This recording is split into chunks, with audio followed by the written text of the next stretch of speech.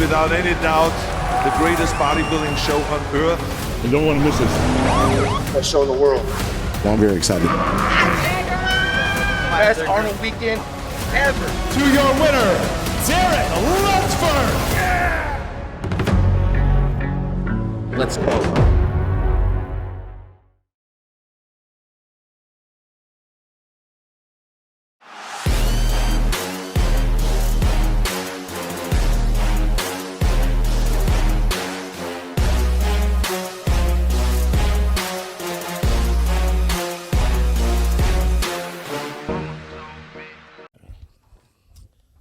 So what were you just talking about? Booster seats. Booster seats. Talk about this booster seat. I'm not cheating. I'm just much taller than bigger than, you know. You see? I needed to just say this. He's like, we're not going to talk about the booster seat. Yeah, are we? I see. Well, we're going to start off with it. What do you what do you think about him being taller than you right now? Well, I'm not. I don't feel comfortable actually. It's taking away my confidence. All right, Look so, at you're taller and you're out angling him. so Neil, tell me about this shirt because I saw Dan wearing it at Kilo Club yesterday. So He looks tell good me, in it, right? Is it new? Is it? No, it's just one of my T-shirts. Is it available online or? Well, I have probably about $60,000 worth of merchandise in my garage that I've never put online. So guys, hit up Neil if you're looking for some clothes. I appreciate it. Tell him to Hit up you Neil over and some put in shirts. code Milos for a booster chair discount. Yeah, by the way, I'm going to be making, I just asked you for a printing shop. What are you going to make? I'm going to make The all Mind kinds of shirts? Yeah, all kinds of. Look, I'm actually starting with the Hicsalta is going to be my name. You know what Hicsalta means? No, I don't. Hicsalta is here you jump. That's in Latin when a traveler is boasting about, oh, I was in Rhodos Island and I jumped like, 8 meters and I did. I say, okay, here is Rhodos, here you jump. Hic Rhodos, Hicsalta. I use this back in the Colosseum all the time. Anybody talks big, prove it. Prove it. Hic salta. Here you jump. So I'm going to use that hic salta. I think it's not taken. And I think it's such a strong message. Anybody that talks big, talk big. You did this, you did that. Oh, yeah, I believe you. But why don't you do it right here? Are you going to have a design or? Yeah. Okay. All kinds of stuff. So I'm going to make T-shirts too. I got to ask you, what's on your hand? Okay. I just saw it on your palm. Yeah, you know very well. So I have the trigger finger that was like locked up, and you too. Okay, so I had it since I was a kid. I received like 3 cortisone shots, 2007, and now last year UFC doc Dr. D, he also shot me like 3 more times, and he came back again. So my sister told me, doctor, you can't be shooting cortisone all the time. The tendon is gonna snap. And then I realized our fighting tape, the Japanese nanotechnology, this titanium nanoparticles, it really helps tremendously. Really? So, Yes. Wow. yeah. So, I mean, look at that. You put it there, you look anywhere. I was showing this already. I have it on my shoulders. I have it on my lower back, because I 100% believe into technology. This is 40-something years in the business, but they just didn't promote it well enough. He was in my house complaining about the shoulder. About it on the podcast too. No, it works. So it works. Wow. 1 I million%. had it on. I took it off yesterday. I'll take it off for a day and I'll put it So on tomorrow. if you have any of your athletes aching in pain, whatever, joint, muscle, tendon, let me give it to you. You put on and see what happens. feel it within 3 seconds. Wow. Unbelievable. Yeah. Wow. 3 seconds. So, I mean, I wouldn't be So making myself look Milos like a has clown. tape all over his body. I do. Bro, you got it on your fingers, your wrists, your hands. I'm 62, and I realize I'm an asshole because train your age. Don't train like you think you are still 20 or 30 years old. I was making that stupid video with the 7 plates on New Tech hack press. Okay. Yeah. When? And, like about a month ago. And Dennis is saying, like, what are you doing, man? You just had a surgery. Yeah, I'm good.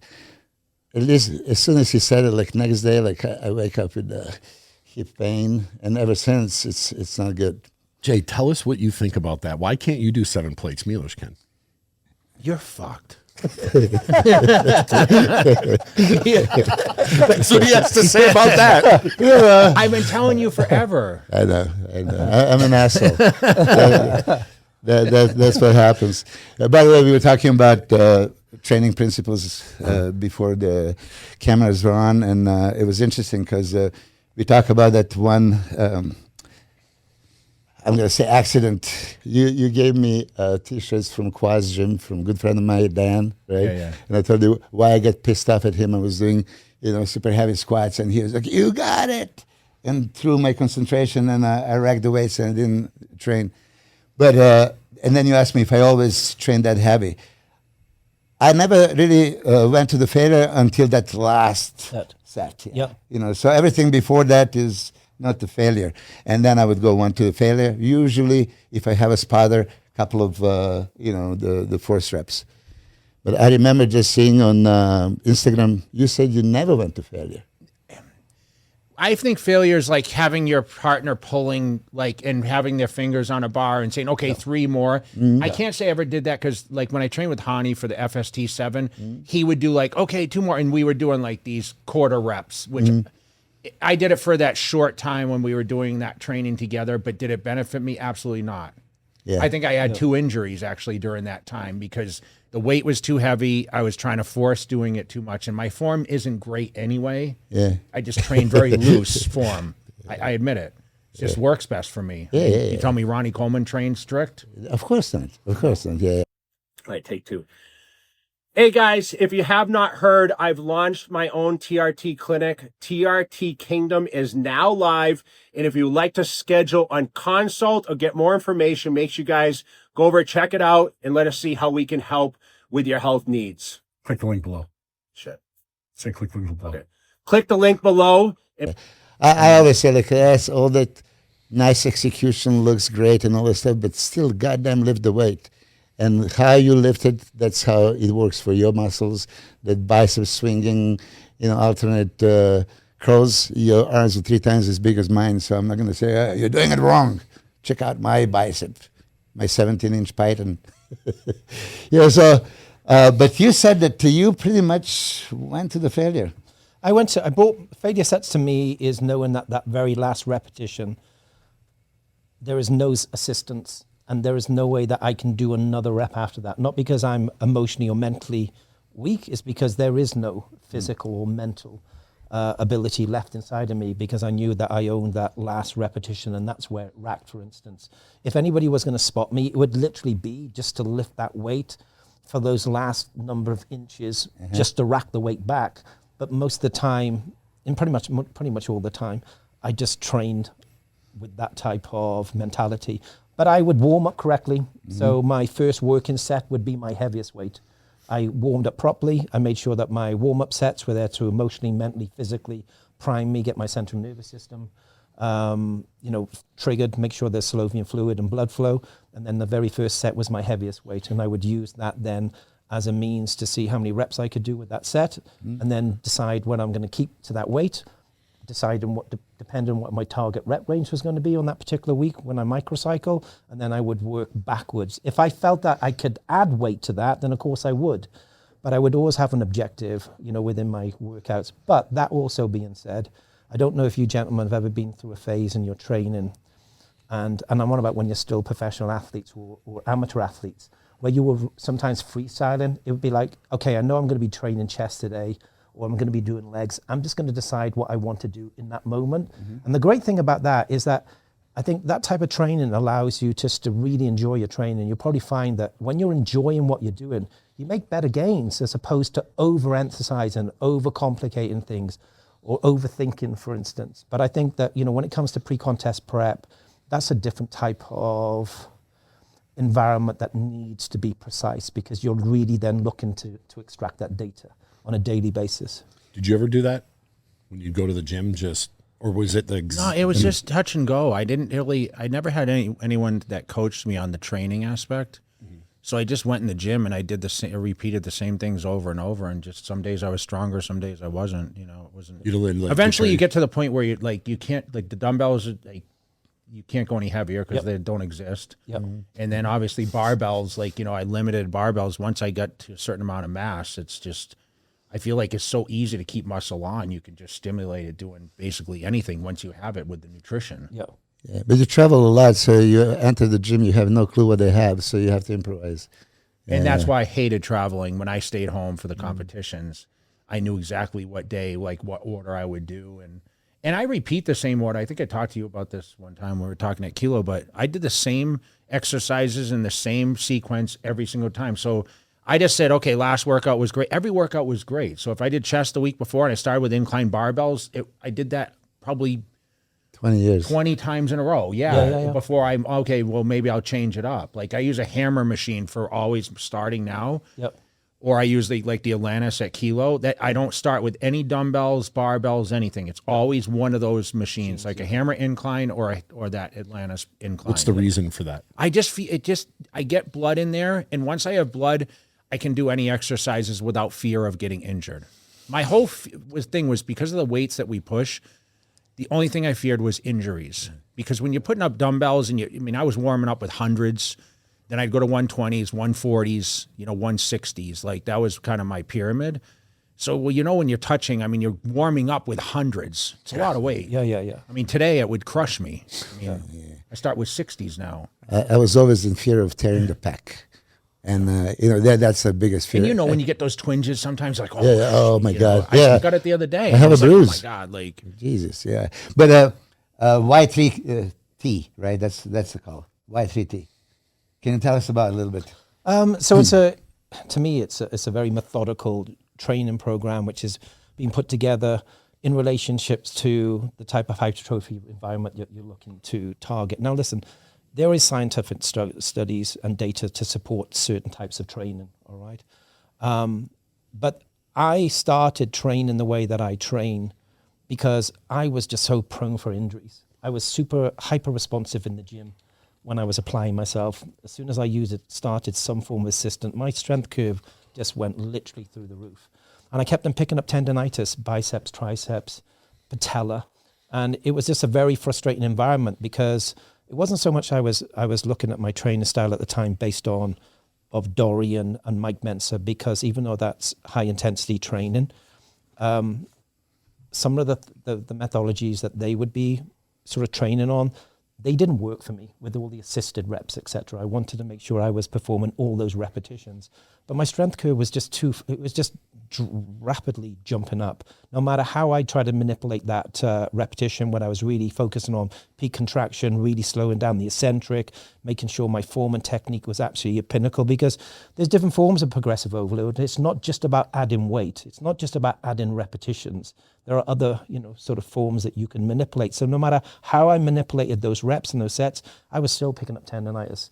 And I spent sometimes more time not training the muscle group as opposed to training it. So then I thought, right, okay, let me see if I can do high repetitions with a light weight. I know in my mind I'm going to lose some muscle tissue because I'm not getting the activation. But what I found is I started still building muscle tissue with a higher rep range. And my injuries started to subside after a length of time. I thought, right, okay, let me go back heavy again. After 3, 4, 5, 6 weeks of heavy, all of a sudden, bang, my tendonitis would jump up again. So then I started cycling my training on my rep range, and it was really all based around injury prevention. But what I noticed is with my cycling training, I consistently carried on building muscle tissue. My strength curve still moved upwards in an upward direction when I became, say, aerobically and anaerobically fit and strong, because there's an aerobic and there's an anaerobic, whether you're doing high reps or low repetitions, right? And some people, when they become accustomed and used to training as a based around myofibria, hypertrophy, low rep training, you put them with high reps. After one set, that's it, they're completely done, right? So you got to get conditioned.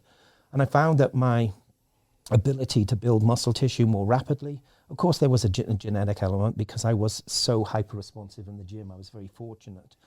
And that's my training style. It's based around cycling my training around different weeks. I think on paper, even though Y3T is based on 3 weeks of training, where you do week 1, rep range, say 6 to 10 or 6 to 12, week 2, 14 to 18 reps, week 3, high rep volume. So whether it's supersets, drop sets, giant sets, or just high working repetitions, that is the basis of training. So week by week? Week by week. But that being said, a lot of my pros will do 4 consecutive weeks of week 1. Week 1, week 1, week 1, week 2, week 3, week 4. Okay. So the training is based off the data that I'm getting from. Do you notice they don't get injuries as much? So I'm not trying to I'm not trying to sell something here. Yeah. All right. But there are very, very few of my clients which have picked up injuries relatable to training. But I'm also very, very big on warm-up sets. You know, Cody Drobot, one of my athletes from Canada, he got a sort of partial pec tear quite a few months ago. And the reason being is he picked that up is because he didn't do enough warm-up sets when he went on to a barbell press. He said, Coach, I just felt really, and I said, how many sets do you do? And he said, I did one warm-up. I said, why the fuck would you do one warm-up? He said, but he said, I felt strong, Coach. You know, after my flies, I felt strong. But you went from such an isolated movement up to a really compound movement, and you should have probably done at least 2 or 3 warm-ups. The extra 10 minutes would potentially have been the difference between tearing that pack or not. But talking about pec tears, which you said about 10 minutes ago, I did something so stupid about 2 years ago. I was driving to the Dragon's Lair, the train, and I was literally 2 minutes away from the gym. And I can remember thinking at the time, it was about 5:30, 6 o'clock in the evening. I was meeting somebody from the UK to train with them. And I thought, I haven't drunk any fluid all day. That's the first thing that came to my mind. I haven't drunk any fluid all day. And I straight away thought, Neil, be careful you don't tear your pec today. You said that? Yeah, I said it in my mind, because I'm also massively on hydration. And my hydration is always based around injury prevention. I don't look at it like, okay, the fact that you're putting yourself in a more recovered or a more hydrated state of performance just because of strength, because we know that essential minerals and salt are absolutely essential, right, for keeping strength, because your strength curve is also going to go in relationship to your neurological pathways, which is going to be stimulated and fired on the data that you're feeling on your central nervous system. Injury prevention is so, it goes hand in hand with nutrition. And I tore my pec major, by 50% pec major tear. And now, doing a machine press, I can remember warming up correctly. I thought, this feels heavy today. I did my first set and I did about 12 reps, and it was no different. The weight was the same as the week before, but it felt heavy. I went to do my second set, and Ryan Clark at the time pulled me forward with the bar, because I was doing a seated press. And as soon as I took the weight, I said, "If you increased the weight," he said, "No, coach." I went down on the first rep and it felt heavy as shit. I finished the rep. I came down to do my second, and at the bottom, I tore it, and I felt it instantly. I just dropped the weight, but it's 50% torn, so I've got a 50% tear on my pec major tendon, and I can feel it. And when I train now, I have no confidence, absolutely zero. And I think the message is that irrespective of your training style, you've got to make sure hydration is in point. You need to make sure that you are methodical about your warm-up sets, because those extra warm-up sets are literally 5 or 10 minutes of your workout. And I think could destroy a whole year. Well, control or destroy your whole career in some cases, right? Or you just train like me. Storm King? Yeah, no, just train light, you know? But you know, like, especially here in Vegas, because you got to really drink water here. Yeah, somebody posted some super heavy sets of you doing 4 plates in isolation. Yeah, no, you're strong, Jay. Yeah, super strong. Yeah, you were not weak. Christ, yeah. No, but we don't just fight insurance companies, we train for it. If you want results, get a lawyer that puts in the work. 107. Do you trust a lawyer that doesn't train? 102. Or a lawyer that quits when it gets tough. Pacific West Injury Law. We're built to win. But my father is a doctor. I remember going to my first diet in Serbia. There was we called the ice diet, basically lead on the diet, but it was only boiled fish, nothing, not even lettuce, and you can't put the salt, you know, because so. And my father saw me hardly drinking any water and not putting salt. I say, what are 2 most important things, you know, for every athlete? Salt and water. You know, in a war, what do you need? You know, besides salt and water. You know, so I was always over salting. I don't even taste my food. I whatever you serve me, I'm going to put the salt on top of it without even asking. How much. Maybe that's where Urs got the warm fish soup. Yeah, see that? Yeah. He said you got to try some warm fish soup. Okay, like it's like a fish protein shake. Oh, sounds disgusting. But I think most people have done some stuff like that in the past. I had tasted fish powder protein, and I swear to God, at that time it's super expensive. You can't afford it, but I got it. So now I got it like 1 kilo of it. I'm going to drink it. You puke every time. So I would puke. It's like so bad. So I figured, okay, I'm just going to close my nose and I'm going to go up and down. Still, the second you put it, take it off, you puke. What the hell did you keep drinking it for? Because the protein is most important. If you puke it up, can't there's waste no the protein. Oh my God! Yeah. Well, I guess you live and learn. Yeah. By the way, your protein shake is so delicious. I have a marshmallow and peanut butter. Do I need to send you the other flavors now, or? It would be nice. Milos will not say no. I sent him the cinnamon. Yeah. All right. You know what I found? So we went to FIBO. We're going to FIBO again soon, and we went last year. Uh-huh. And a guy came and gave us some shirts. And I didn't know where the hell they went. They were in one of your bags, and they ended up here. Somehow, they ended up in a box in my house. Okay. So I've had these for a year. Okay. So, They're a picture of your face. okay. So when is FIBO? April? Yeah. April, like, yes, what's yes. today? Like February. So like only 11 months later. Hey, better. But I got it. I got it. Thank you so much. Look at that. So he got it from Milos, right? Hey, that's cool. That's super Look at cool. that. Yeah, that's awesome. Look at that. Yeah. Serbia and US. Oh, that's Okay, cool. That's super cool. That is cool, man. Tell the truth, because somebody contacted me and said, "Did you get my gift?" Yeah, no, Milos. And I was like, "Matt, did I get some gift?" So what are you talking about? Because when we go to FIBO, people come up all the time and they leave that's stuff. cool. So we just put it in the bag. Yeah. And sometimes there's like 20 shirts in there. Yeah. There's shirts and Right on. hats and shakers and everything. And we come back here, but I don't know. It all came here. Somehow it ended up in my house. So I probably gave them to him. Like, yeah, give this. You see, Yeah. Milos Yeah, all yeah, the yeah. time. and then when we Tell the truth, moved, Joe. we opened it up. Would you like to look like this guy? It's pretty good right there. Subpar. Arms are okay. You know, Listen, fake arms. I think you should wear the fake arm shirt at the LA or at the Arnold coming up. Fake arms, Speaking of the Arnold. Speaking Perfect of the segue. Arnold. See, maybe if he would have gave me a shirt, I would have worn it at the Arnold. Then I could say, well, All right, Milos is here. so Arnold Classic 2026, biggest prize money I've ever seen in a bodybuilding contest. I thought we'd see a lot more people jump into the show, and we're going to talk about each division. But we have some good front runners. Obviously, you're not going. No, in You're the going to last watch minute. UFC instead. Yes. I know. Obviously, you have to go. You'll be there, so I'll be there, and we'll be filming. Are you it gonna on watch step by prejudging? step. No.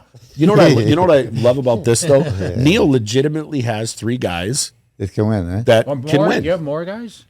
You might have more. Amateur, but three. okay. Three But athletes each one of his guys are 2 of them, in my opinion, are the front runners, and one of them is a guy who could win. So you're going to have a fun weekend. Yeah, I'm sure with a ball of stress. When do you? How far out do you ask your athletes to go to the show? Because The show's on Friday or Saturday? so Friday night Mike's prejudging. going to be on Friday, Hafel and Brandon going to be on Saturday. So actually, Brandon flies out on Saturday to meet up with his other fellow teammates from his sponsor from Brazil, because most of those Brazilian individuals are flying out on the Saturday and arriving on the Saturday, I think. So he'll be there on Saturday. Myself and Mike and Shani will be flying out on early Sunday morning. If we got there on Monday, it would have been fine, but we're heading out on Sunday. And then Brandon gets in on Tuesday because he's not on stage until Saturday. So depending on how far the distance is really going to depend on when I would prefer them to fly in, so to speak. Yeah. You're going to stay in the same hotel like you did last time with So I'm going to stay. So I'm going to be staying in an Airbnb that I stayed in last year. Myself and Mike, we had separate rooms, separate apartments in an Airbnb, which was amazing. Yeah. And I love, as you know, right? I love my coffee. And in my head, I was thinking, fucking hope I can find a good coffee shop. Yeah. There is the most amazing coffee shop right underneath. It's part of the complex. I had coffee with them the other day. Okay. And they were talking about that. They were like, we booked this room, and they were looking through it. Like, hey, this is the same one from last year. Remember the guy's name? Yeah. And then they were like, Neil's going to love it. The coffee shop's downstairs. Yeah, it is. It's awesome, man. So I was happy about that.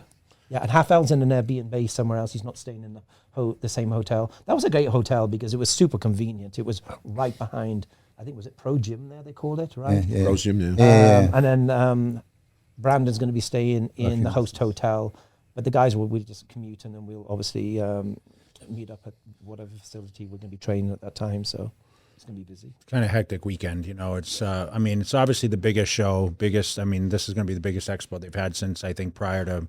It's completely sold out. Yeah, everything is completely loose sold everything. So they expect. I don't know what the number of people is. Before we break everyone down, like, I want each one of you guys to maybe talk about the first time you went to the Arnold, like just the experience, however long ago it was. Do you remember? Yeah, I went in the '90s, mid '90s. You were probably there with 92. Yeah, I did. But I think I saw you with Metrics at the time. Oh, yeah. You were with I was there every Metrics. year. Yeah, you were one of the main people. But I was a kid. I mean, I was 21. Chris Aceto told me you got to come out to this show, and I remember going there, and I was an unknown, so it was really cool to experience it. Which year? Well, I saw Francois one. I think that was probably the first year. So 95. Okay. 95. Okay. And that's probably the only time you got to walk around and nobody knew who you were. Yeah, I mean, people did because I was already. I think I was so big. I mean, people would come up to me. I think I kind of we wore the tight Lycra shirts. Jen, you remember all those shirts? So I would walk around like that, but it wasn't like I was working a booth. I got to actually experience it as a fan, and then of course that all changed after that, pretty much. What you mean? With Atomics, right? Atomics. I was wearing that Hot to skins? dress, yeah, with Yeah. hot Hot skins, skins? yeah. I see. So I tell you this because I turned pro 91 and you competed in all these shows, and then first time you're going to Arnold Classic. What a shocker. As soon as you get to the baggage, there are people with your signs with your name. Like, hold on a second, my name? Okay. They take me to a hotel, a super good hotel, whichever, I forgot the name of it, right? And inside it's a welcome package. You know, the bag full of everything. It was the and Double anything. Tree then. That's Okay. right. Yeah, double tree. Yeah, it was. Yeah. Because it was in the old theater. Okay. That's right. Yeah. So- Tree. They had the cookies and stuff. Yeah, they have everything and anything. It was like fruit plate. It's just like, oh shit, like this is like I'm a superstar or some kind of like movie. You know? So you go downstairs and they're all expediters. Like, you need to go to the supermarket, we take you. You need to go to the gym, we'll take you. Like, holy hell. Yeah. And then I realized, there is a rehearsal for stage. Like, you're going to come out and they're going to rehearse what they're going to do on the day of the show. Like, who does that? I mean, production was like next level. Yeah. You know, and I'll tell you, this is the time when Vince Taylor won and Benaziza was second. My guy, Sonny Schmidt, was third. But I do remember going into that show. I was just thinking like, okay, you know, I'm visualizing, dreaming about getting the first call out. Yeah. And I got the symmetry round, first call out, Vince Taylor and Sonny Schmidt. Okay. Wow. Yeah, I end up placing 8, you know, but that's one of those things. This is a time also when I use Andreas Munzer's diuretic principles. I was bone dry and everything, but I cramped in every muscle of my body. And, you know, when you start cramping, you know, quads, you want to stretch it, then you get the hamstring, then, oh shit, then lower back, like, oh my God, then abs.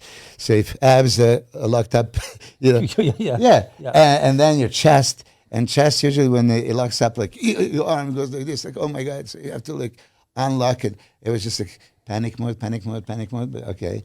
Immediately, thank God I had all this salt, you know, backstage with me, and I had this and other, and I got out of it. But, somebody else asked me recently about Armin Schultz, one of my athletes. He's the only guy that actually puked on the stage. From dehydration? There was in a contest. There was Charlotte, I think, 2005. And the reason why I'm saying this is because that's salt, right? I also told him, I was preparing him, like when you're pumping up backstage, right, and you don't really. You do some push-ups and you don't really feel it, you can, you know, put some sublingual sodium, you know, sodium goes super fast in the vascular system, you can get the pump. But, you know, I told him a little bit. He says, but he didn't tell me how little.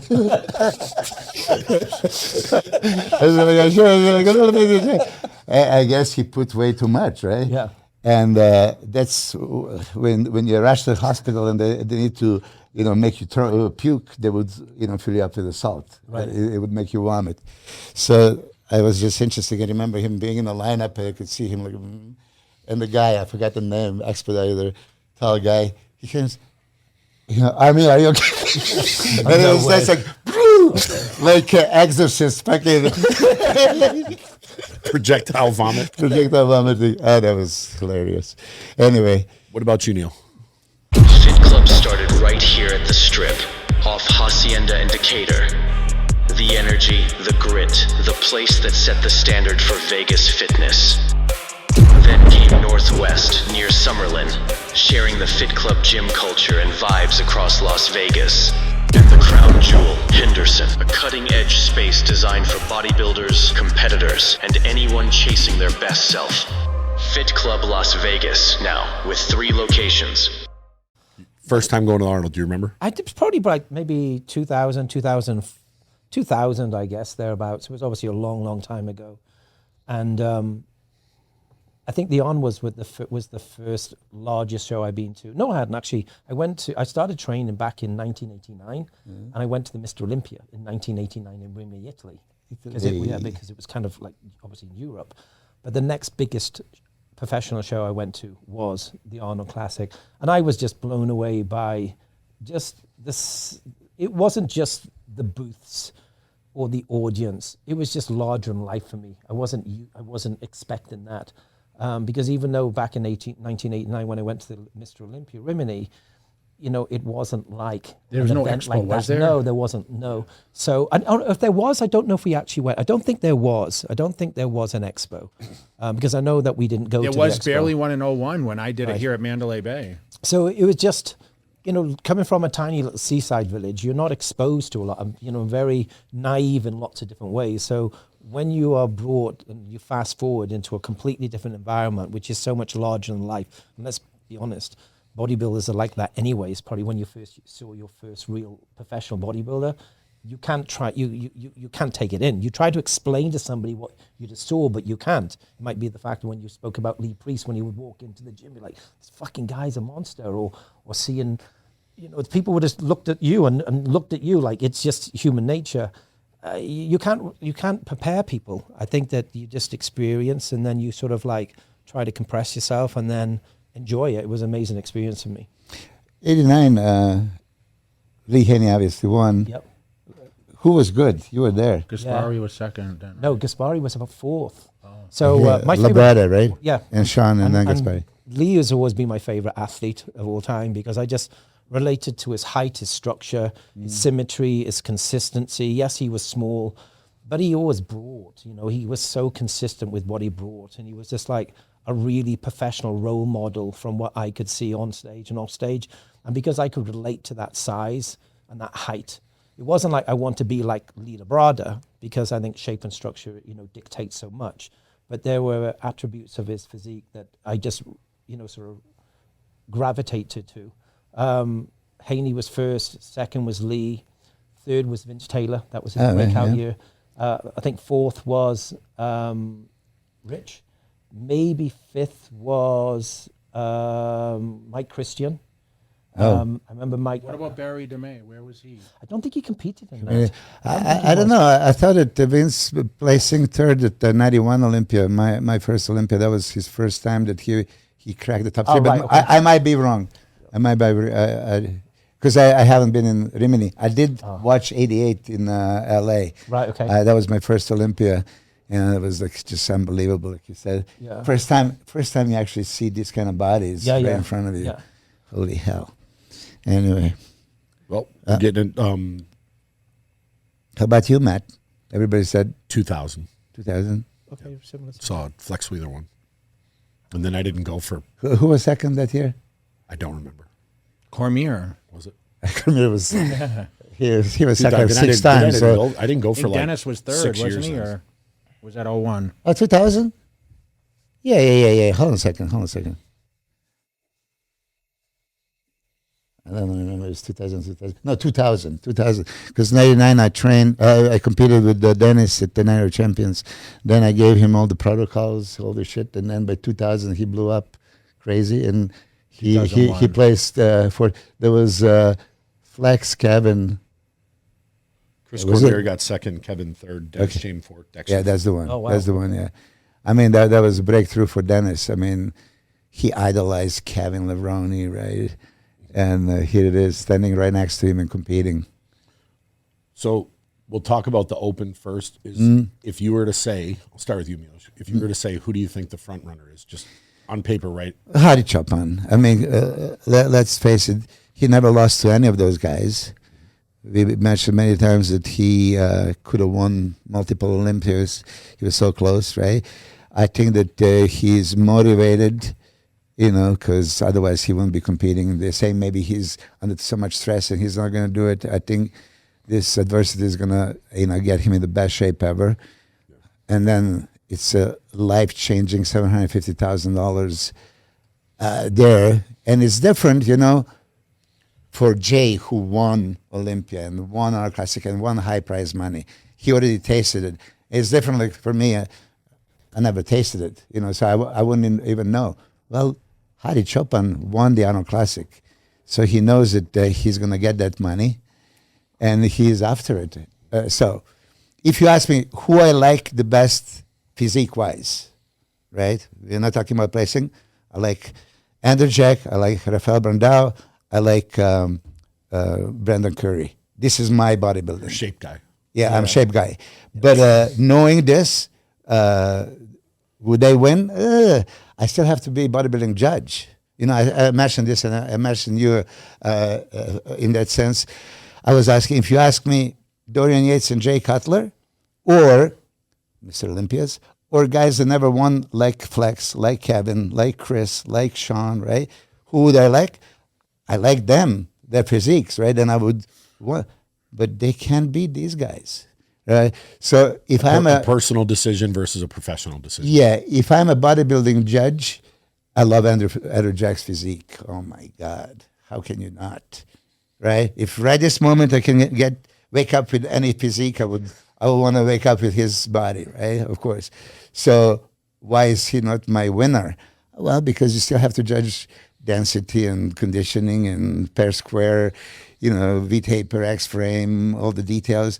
So I think that Hadi still has that edge. He was 212 guy, if you remember 2019, that was debating if he's going to do 212 or open, which means he was maybe 220 at the most. But he reflects some weird size on the stage, right? I mean, he looks so much bigger there. I mean, we know he's not probably even 230. Yeah. I would be surprised if he's 230. Okay? Because if you watch him 2019-20, he gains a little bit, but he's just pound for pound, per square inch, that width, that he's not so thick, but dance. What about you? I would say that for me, Hadi's the biggest favorite. Andrew Jack is probably next Mr. Olympia coming, okay? Can this be his breakthrough year? It's quite possible. I mean, he is so impressive in so many poses. If he closed the gap on the side poses, where he didn't look so thick, right? But fortunately for him, Hadi is not the best from the side poses. Hadi's leg is not crazy, and Hadi's chest is not super thick. So maybe, if some illusion is created, maybe. And then they're going to turn around.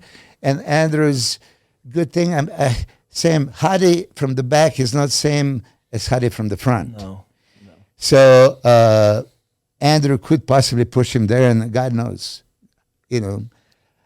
So Martin, I know. Well, should I say everything or no? We'll go through each one of the guys. I just want to get your guys' initial thoughts, and then we'll break down initial. Yeah, guys. Martin, as Jay is saying, is also possibly Mr. Olympia in the making, missing nothing. Okay, have everything. Can he deliver it? He's so confident. I mean, he beat Andrew already before. He beat improved Samson in the last show. So the only guy that he didn't beat is Hadi. And they're about similar size and, height and all that stuff. God knows. We'll see. Now, who else? Nick Walker. We can never discount Nick because just pure density, thickness, freakiness, and size. And he has crazy mandatory poses. He has a side chest that you think is the best in the business. Back down biceps that is arguably gonna be best on the stage. Nobody else there has that back level biceps. Derek would, but Derek is not competing.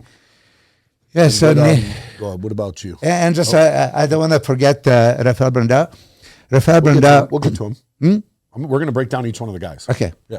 So what do you, like initially, obviously I know Rafael's your guy, but initially who do you think the front runner is? I can switch off my coaching relationship with my athletes when I'm looking at athletes. You know, if you speak to any of my athletes, they'll say, coach. Neil is really hard. I'm very hard to please because my expectations is always in line with what I know that they can perform to and what they should be performing to. But I'm not a fanboy. I admire each athlete for what they bring to the stage. I'm always going to gravitate to shape and structure because it's something that has always been the forefront to me. But I totally agree. The Mr. Olympias who won Mr. Olympias, it was based on their physiques. There was prettier physiques I may have preferred. But the Olympian champions were Mr. Olympia for a reason. So I look at what's exactly in front of me. Exactly. Hadi to me is definitely the favorite going to he's the front runner. And of course, none of us know the complication of where he is in his emotional mind with what's going on, obviously, in his country at the moment. And I don't think that he's going there for the $750,000, guys. I think he's going there because he wants to prove himself that I want this fucking Olympia title back. I want to take this Arnold Classic title back. There's something much more, I think, about Hadi, which is not based on money. And you might say, no, there's a money element, but I don't think that's his number one driving force. And then what happens? You're competing against somebody who has demons, which is driving him forward, and that's a very strong character in itself. So I would just say that what he has the ability to bring to the stage, if he can bring his 2024 Arnold Classic look to the stage, it's going to be incredibly, incredibly difficult to beat. That also being said, I'm really looking forward to seeing what Martin brings. Martin may not quite have that extra density to really go toe-to-toe with Hadi, but he's probably got more shape and structure in certain areas. He's slightly prettier flow to his physique. And then you've got Andrew, which is just sheer beauty at its best, right? That structure is just, nothing's going to be able to come. The only person who could stand next to him and have different physiques, but comparison to shape and structure is Rafael. Yeah. Because they're just structurally beautiful, pleasing physiques. And there's no question that Andrew's going to be coming into the show with so much confidence because he obviously took a very, very strong place and made a real big statement in the 2025 Olympia, went on to bring possibly his best look to date in Romania. Wasn't there, but from pictures it appeared. So obviously what him and Chris are doing, they've got a formula and they obviously know what works for him. And I think, he's going to Columbus for the money, but I think that he wants that title. So it just brings more momentum and a stamp of authority that I am going to be taking this Olympia home later on in the year. And I think there's my top three athletes. Nick is going to be the athlete who's going to bring the freak factor, the muscle bellies, the density. And though he placed obviously bad last year in the 2025 Olympia, I'm not doubting his character or his ability. And I like Nick. I like what he stands for. I just think that he's going to be competing against guys who have more going on with their physiques, but not more muscle. Yeah. What about you, Jay? Well, listen, asked me 6 months ago, I would have said, Andrew's show to win, basically. But Hadi jumped in. I think these guys kind of clarified that. It's, his conditioning, it depends on what he shows up looking like from the front. He beats everyone in conditioning pretty much. From the backside, like you said, it's not the same guy. I think if Andrew has the momentum that he carried from the Olympia, if he is similar or slightly improved, it's just he has the momentum to just run with it, even if he's not 100%. Like, I still think Andrew needs to improve from the backside. And his night showing the second day at the Olympia was better than the first. So remember, it's a 2-day show, the same as the Arnold.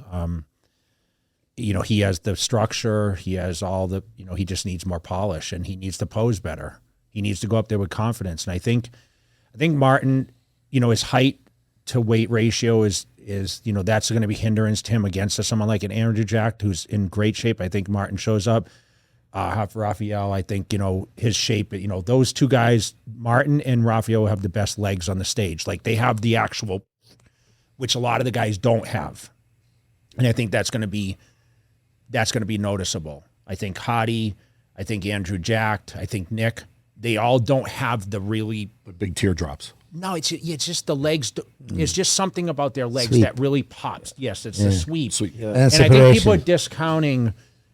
They forget about that because that causes the illusion. So if you have two guys with good shoulders and good legs, the whole package looks better. It makes the midsection look better. And Martin's waist is small. Raphael's waist is small. So, Andrew has that too, but he's just longer limbs. So a lot of the poses, there's space. And that's where some of these guys can make up ground. And Nick is we don't know what Nick's going to show up. He's coaching himself. Like we hear these things. I mean, can he get exposed? Yes. And he can get exposed in the quarter turns, in the transitions. We can talk about how great the back double is, the front double, the side poses, how dense he is, but he's got to get to those poses. And that's where I've told him time and time again, he has to stay tight. And as he turns, he needs to be in position. Because let's be honest. I mean, people talk about his midsection. And as you get tired and you get worn out, I mean, he lost to Derek Lunsford supposedly because of that. I wasn't there, but that's the reason he supposedly lost, is he just lost the confidence. And this could be a show where they just pose these guys. I mean, last year looking at Samson against Derek, it was Samson's show to win there. Yeah, and totally. Derek showed up and he was polished. And was it his best? I mean, I kind of liked Derek being bigger at the Olympia, but some people are like, well, the Arnold, he was more conditioned. I don't know. I think his legs look better, bigger. But it seems like Chris has figured out the formula to make these guys their best for what they're up against.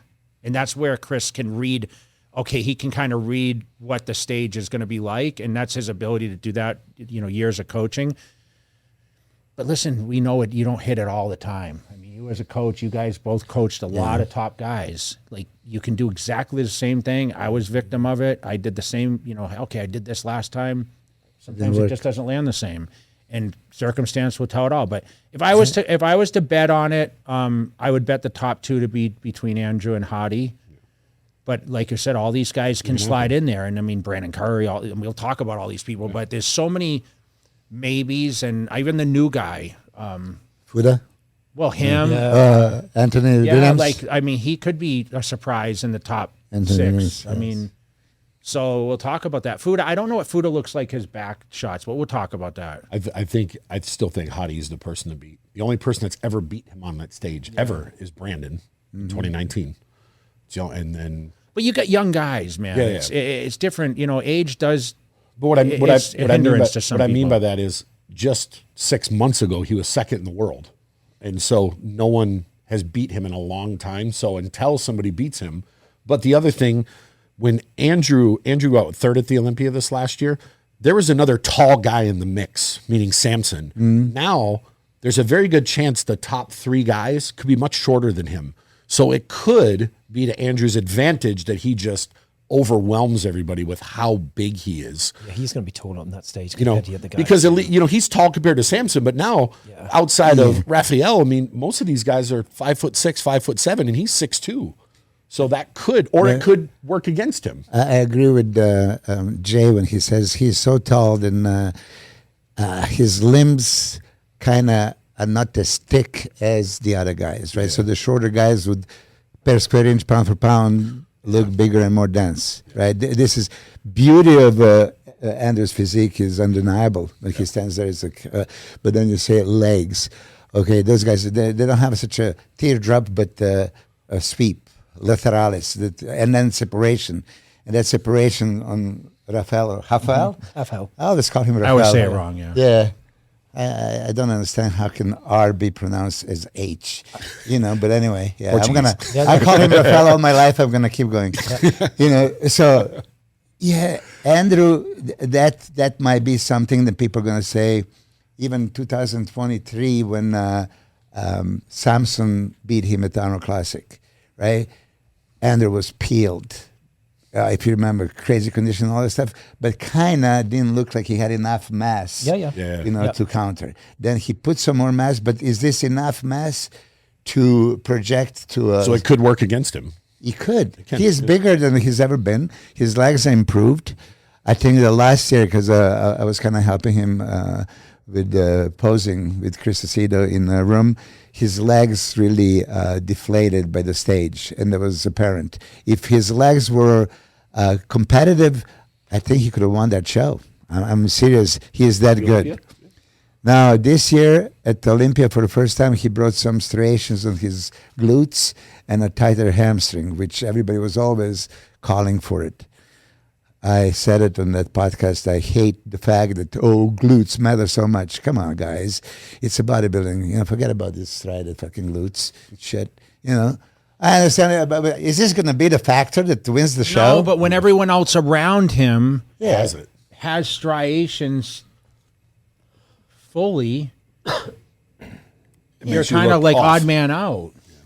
Well, who does really have striations on this Arnold stage? Okay. Hadi, Martin, Nick. Raphael. Pretty much all of them. Martin. I don't think none of them has something crazy pronounced. Martin, I've seen. Nick does. Nick and Martin. Nick doesn't have striated glutes. He has a hard glutes. He doesn't I'd say have he has hard glutes. He Okay. gets a lot hard. But going on to the glute side of things, I think in most cases when there's somebody who's got that stubborn area where, glutes are just they're not conditioned compared to other areas, and you keep pushing and you keep pushing and you keep pushing, you keep pushing. In some cases, you're going to gain conditioning somewhere else, but in most cases, you're going to start losing conditioning because you're deflating that muscle so much, and depending obviously on the loading phase and the drying out phase, I think that glutes could be considered as a last muscle group, but I think what's more important, whether somebody's got shredded glutes or not, is what is the overall physique like as a whole. If they've got incredible, impeccable conditioning through all of their whole physique, and it's just their glute, which is not as conditioned as other areas, I don't think that's the difference between first and second, because the difference between first and second is that physique, who is first, is better than the guy comes second. But sometimes it's a very close call, and I've said this before, no judges are always going to have exactly the same opinions and views. And, that's an element which makes it exciting. I'm definitely a conditioned person. I would say that most of my athletes will come into a show in very, very, very conditioning, and some of those athletes are going to be more prominent through those glutes areas. One, because of the training we do. Two, because of other things we do. And three, will be diet, and then genetics play an active role, right? But I think there's a balance in that. I never really had it. You didn't need to. Year, yeah. Well, I know, but I'm saying that I'm speaking for people's perception, not what I'm saying. Yeah. When all the other guys he has to have it. But like you said, he was tight enough at the Olympia where that was enough. He could have won. People wouldn't have been that mad about it. Yeah. I mean, Flex Lewis, not at he had a super striated glutes. A guy probably 8 weeks out. He probably had it all year around. Regan's Urs has a guaranteed. Right now, you tell him show the glutes, it's striations everywhere. Becruz, some people do genetically have it. Flex Lewis, I remember. Excuse me, God damn, where's this coming from? Yeah. Shredded glutes make that sound? Yeah, but I tell you, I'm really not a fan of judging, that's like sign of your conditioning. It's not because it's just genetic. They can be striated glutes and soft elsewhere. I would much rather be conditioned everywhere else and then have a soft. So what I can do, I pulled up each one of these guys' Instagrams, so I'll just pull up some videos and stuff, and you guys can kind of I'll go through them, and you guys can kind of. This is Hadi. This is obviously Hadi. How long ago is this video? Do you know? 6 weeks out. Oh, wow. Okay. Is it me, or does he look a lot crazy rounder than he has in the past? He looks super full, right? Yeah, scary. And that conditioning, that with that kind of fullness and roundness to the muscle is. Yeah. That's why I said, when was this taken? Because I don't have my glasses on, but from what I can see without my glasses, It looks that ridiculous. looks like he's like 3 weeks out. Yeah. But This was like the first video he posted when he hadn't posted in a while. this is so much size. He's usually flattish towards the chest. He has a super striated pecs, but not round full. So this is probably after the chest workout, fully loaded, like Dennis James used to do. Yeah. Like, and I said, Dennis James in a tank top, most muscular, nobody comes close. That's the scariest thing. This is quite scary. I mean, here you can see also delt bicep tricep brachialis tie-in that usually, you know, how they say, oh, suspect shoulders. Yeah, of course, he injected shoulders for so long with the steroids, and then you created scar tissue and all that stuff. But then they were claiming it's SEO. Yeah, it's not. You could see it, but the tissue is just not going to be normal. It's always going to be fibrotic. It could be some necrotic issue. It's never going to go away. But this looks good. Yeah, there is some striations going on. Arms look great. His midsection is impeccable. Okay. Legs, we were pointing out that the right leg was downsized. Yeah. And Jay is the best to talk about it because he had that discrepancy. But hey, it's just like a little difference. So now here, back-wise, this is a little bit tighter back than what we know. But if you compare this to Dorian Yates' back. Oh, yeah. 2 weeks ago. This is 2 weeks ago. So it says 2 weeks ago. Okay. That's when he posted it. I don't know how long old the video was. I mean, you can see from the first video from front to rear that it's a different type of conditioning. But there's that look. Do you know that reminds me of that? That reminds me of a bit of Kevin Leverone from the rear, that rear double bicep. Then. Yeah.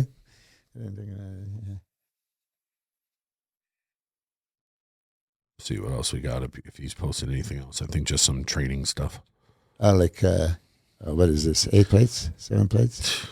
And then 8 plates bend over row. We talk about this all the time. Like a lot of guys don't train as heavy as they used to, but here Hadi is a month out and he's still scary. But that's why he's so dense. Yeah. Who is coaching him? Is Hadi coaching him or not? I'm not sure. Supposedly not, but I don't know. Okay. You know, it's touchy subject anyway, right? Yeah. How many plates is here? 7? I think 7. 6 Too or many. 7. Yeah. But nobody shouted in before he did it. You got it. We sat here and started this podcast on like, oh, I was afraid of getting injured and like, Here's Hadi just like, I'll just do this 20 times. Yeah. All right, then I'll go. Let's see who we got next. We got Andrew. This was, I think this is, I don't know what it says. It says 3 weeks ago.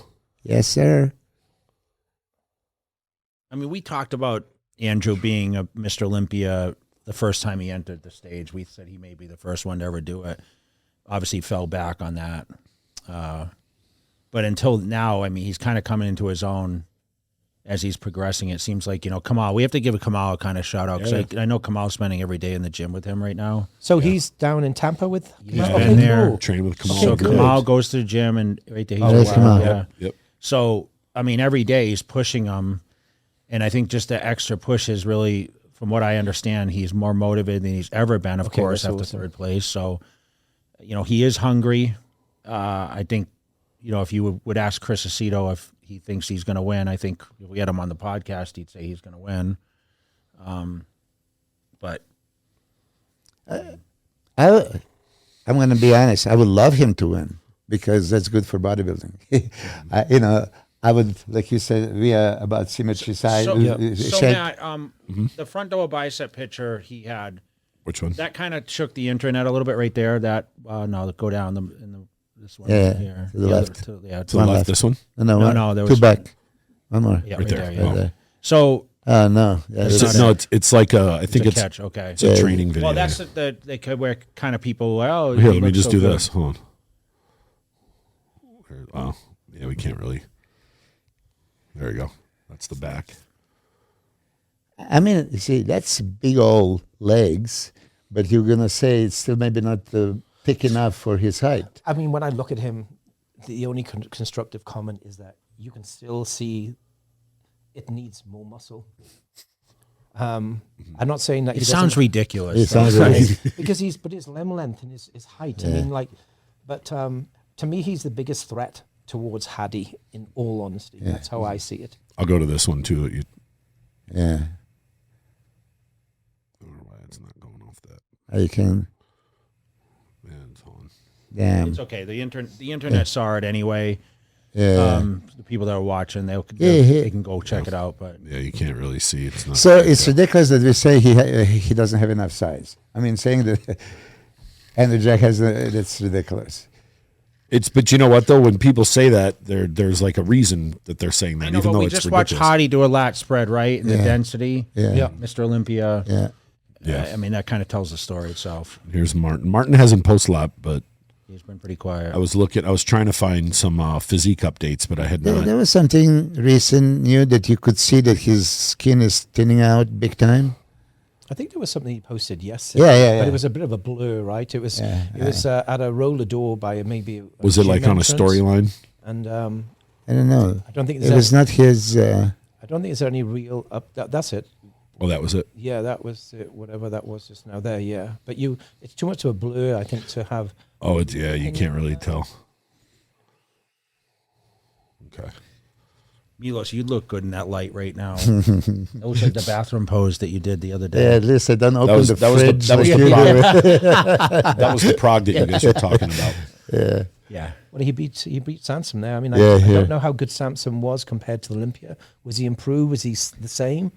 I wasn't there. You so know, I can't I have no idea. Well, they clearly say Samson for the Olympia that he downsized, lost too much. He was flat. He lost his legs and back, and so he blew up 20 pounds by Prague. But his conditioning was not comparable to his. Yeah. And that's how Martin beat him. Yep. Yeah. I just saw this came out. Oh, this morning. I love the look at that. Brandon Curry. Brandon Curry. Ooh, scary. I love it. This looks prime Brandon. And if Brandon's listening, okay, those delts, arms, straight, chest, okay. Midsection too. Midsection too. He's going to show it right now. It's going to be deep. Yep. But there is still that one thing. He is not squeezing muscle in for a separation. He's squeezing muscle without, squeezing it in. There's completely different when you just flex the abs and when you flex it in. Yeah. And then shape like this, shoulders like this, everything else is going to come so much more when the abs are like chiseled but squeezed in, not out. He improved his legs big time too. Do you think Brandon can come in and shock one of the young big guys, big names like a Nick 100%. or a Martin or any of these guys? Definitely. 100%. I do think he can, yeah. Can he win? I don't think he can win because I think he's still going to be too light from the rear in that glute and hamstring and calf area. But I definitely feel that, and I don't even think it would be like an upset because you can't deny this shape and structure. And he's going to have some of the roundest muscle bellies. There's quarter turns from the side. His side quarter turns and that side chest is just legs big crazy. From the side, yeah. Depth From on the top side of is depth. crazy. It's like his hamstrings are 3 foot behind him. It's just Brandon's always had that, and I mean, he's listen, got a shape on shape. He won the Olympia and he's won multiple Arnolds for a reason. Not just that, he beat Andrew at least 2 or 3 times at the Olympia. Yeah, at the So Olympia. the same Olympia judges, they looked at Andrew. Andrew was great already 2023 and 2024, and he was losing to Brandon. Okay, so that makes you think. I don't know what else. Yeah, that was the last one. I saw him post up. Mohammed Foda. Rafael, he didn't. No, Rafael. we're just. I got each one. I'm just going through each one. I saw this is Akeem's most recent. Is this new? It was his most recent one week ago. I mean, he is a dance master. Gets conditioned, right? But again, somebody has to be first and somebody has to be 10th. Mm-hmm. I don't know how he can attract the attention of the judges, because when you look at the legs, that's crazy legs. Look at the arms, crazy arms. Look at the pecs, crazy pecs. I think there's been a few times I feel that he could have placed better. Yeah. Because I think that he loses points in that rear area. But when you look at the muscle and small, tiny little waist, broad shoulders, great thighs, and he's pretty damn consistent with his conditioning. One thing tends to find with him is if it's a 2-day show, he may not hit the peak in the prejudging, but he brings you shit in the finals. And unfortunately, sometimes, that's too late, right? Yeah. It could be, reversed, but you can't deny that muscle on that guy's frame because he is one thick bodybuilder. And he's one of the few guys that, whether he stands next to Nick or anyone else, his arms, he's one of the few guys who can compete arm for arm with anyone out there. All right, let's see what else. There we got Nick. I've noticed Nick hasn't really, I haven't seen, there we go. That's 4 weeks ago. That's crazy. That's just ridiculous. That's crazy. I don't think I've ever seen him like even out of shape in the off season. He's always like this. Yeah. We all know that Nick has to bring the tight midsection. I mean, that's make it or break it. Everything else, if he tries to hide his shoulders and arms, he doesn't have to think of, am I posing my shoulder and arm correctly? Do nothing. But if you don't do nothing with your abs, you're going to be penalized. From this picture here, doesn't it look like his sweeps have came up? It's just because his midsection's not showing, though. Okay. Because that was kind of a problem area for him. This picture, yes, for sure. I don't think he's coaching himself. I really don't. I don't say that because his condition doesn't warrant that. But I think behind closed doors, there is somebody giving advice. But listen, I mean, you coach yourself back in the day, right? I coach myself. Jay always had a coach, but he could have coached himself. It's not like it's absolutely dependent. It's more like, okay, give me a second look, give me, but we all know how to do it. I'm sure that Nick did this so many times, he knows, basically. If somebody else is just second eye giving him opinion, possibly, but I'm sure he's dieting himself because he knows what works. I suppose more so it's more the emotional side, not making silly decisions for it. No matter what, he's going to look phenomenal. I mean, yes. He can stand next to any one of these guys, and it's going to come down to who shows up in the best shape, We only see the pictures. We don't see the video. When I tell my guys that they send me the pictures, no, don't give me the bullshit pictures. Give me the video because I want to see how you get from a front double into the lat spread, from lat spread into the side chest. I want to watch your midsection, because and that's how Nick lost it. When you see him in the pose, perfect, but he lost it transitioning into the pose. I'll let you talk first since this is Neil's guy. Or do you want to go to first, Neil? No. For me, Neil sees him every day. He knows. This is unbelievable. That's my pose. I love this pose because this shows everything. Striated, full, wide shoulders, chest. Leg separation. When was this? I never seen this Monday. He sent me a video update yesterday, and I got to be honest, I only saw his legs, but yeah, and that's very flat there. That was probably our fourth day on low carbs, maybe, maybe third or fourth day on low carbs. He's in a good place with his physique. His mind is confident. There's still a lot to do between now and showtime, because with half L, his strongest area is like Hadi, it's from the front. But he's just got the shape and he's got the structure, and it's just, you can't help but keep getting drawn to it. I hate this quick bullshit changing pictures. Yeah, so I think the biggest concern with everyone this year, because it's been a minute since he's been on the stage that people have witnessed, because he competed in Brazil last time, right? Yep. Has he improved? I'd say there is improvement. There's but is it a glaring improvement in people's eyes? I think, listen, to me, prep was a bad prep from start. Because he came back flat from Brazil. Then he caught the flu, pretty sick for like 3 weeks. Wow. So it was really, really catch up. And the trouble is when you've got somebody who's deflated, they're flat, they're sick, you can't get calories in, they're not training. You're just trying to put enough calories in there to maintain what you can. And you can't force something which is not going to be digestible as well. Of course. So the first 4 weeks were, we're not a good place as far as prep. And we were way behind on prep, way behind as far as like the fullness back in the muscle. You got to create a deficit because you got to draw body fat, but you can't create a deficit of macronutrients, otherwise you're going to lose muscle tissue, and you've already lost fullness already. So it was catch up and catch up. And it was probably only 3 weeks ago that things were really starting to, you're looking to say, right, okay, because I remember us training together over in UTEC, and he took his top off, and I hadn't seen him probably for 5 days in the flesh. And he took his top off, I went, lighting. I was like looking at his skin, it was like, and then I said, here, pose to me, and then straight was like, man, your physique, like all of a sudden, like hardness came from literally nowhere, literally within like nowhere, it just came. And then I started to get excited, because before it was like, oh my, catch up. And then it was like, no, we could really bring something, for the Arnolds. And now it's, it's starting to gallop, and you're having to pull it back. So yesterday I refed half L yesterday pretty hard.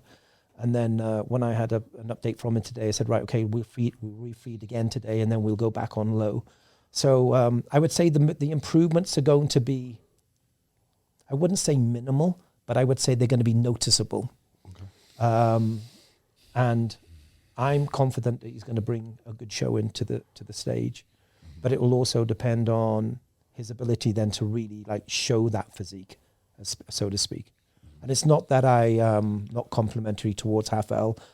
I believe I know what his potential is as an athlete. It's a little bit like Andrew Jack, where structure, but you need that extra muscle. And I still feel that half L is in that position that he needs that extra muscle to say, right, this guy could win this show.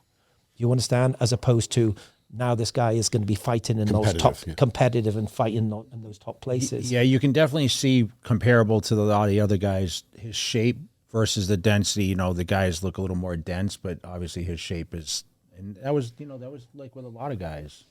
Cormier was like that in a sense, right? Yeah. Exactly. But now that you're saying this, let's talk Regan Grimes, right?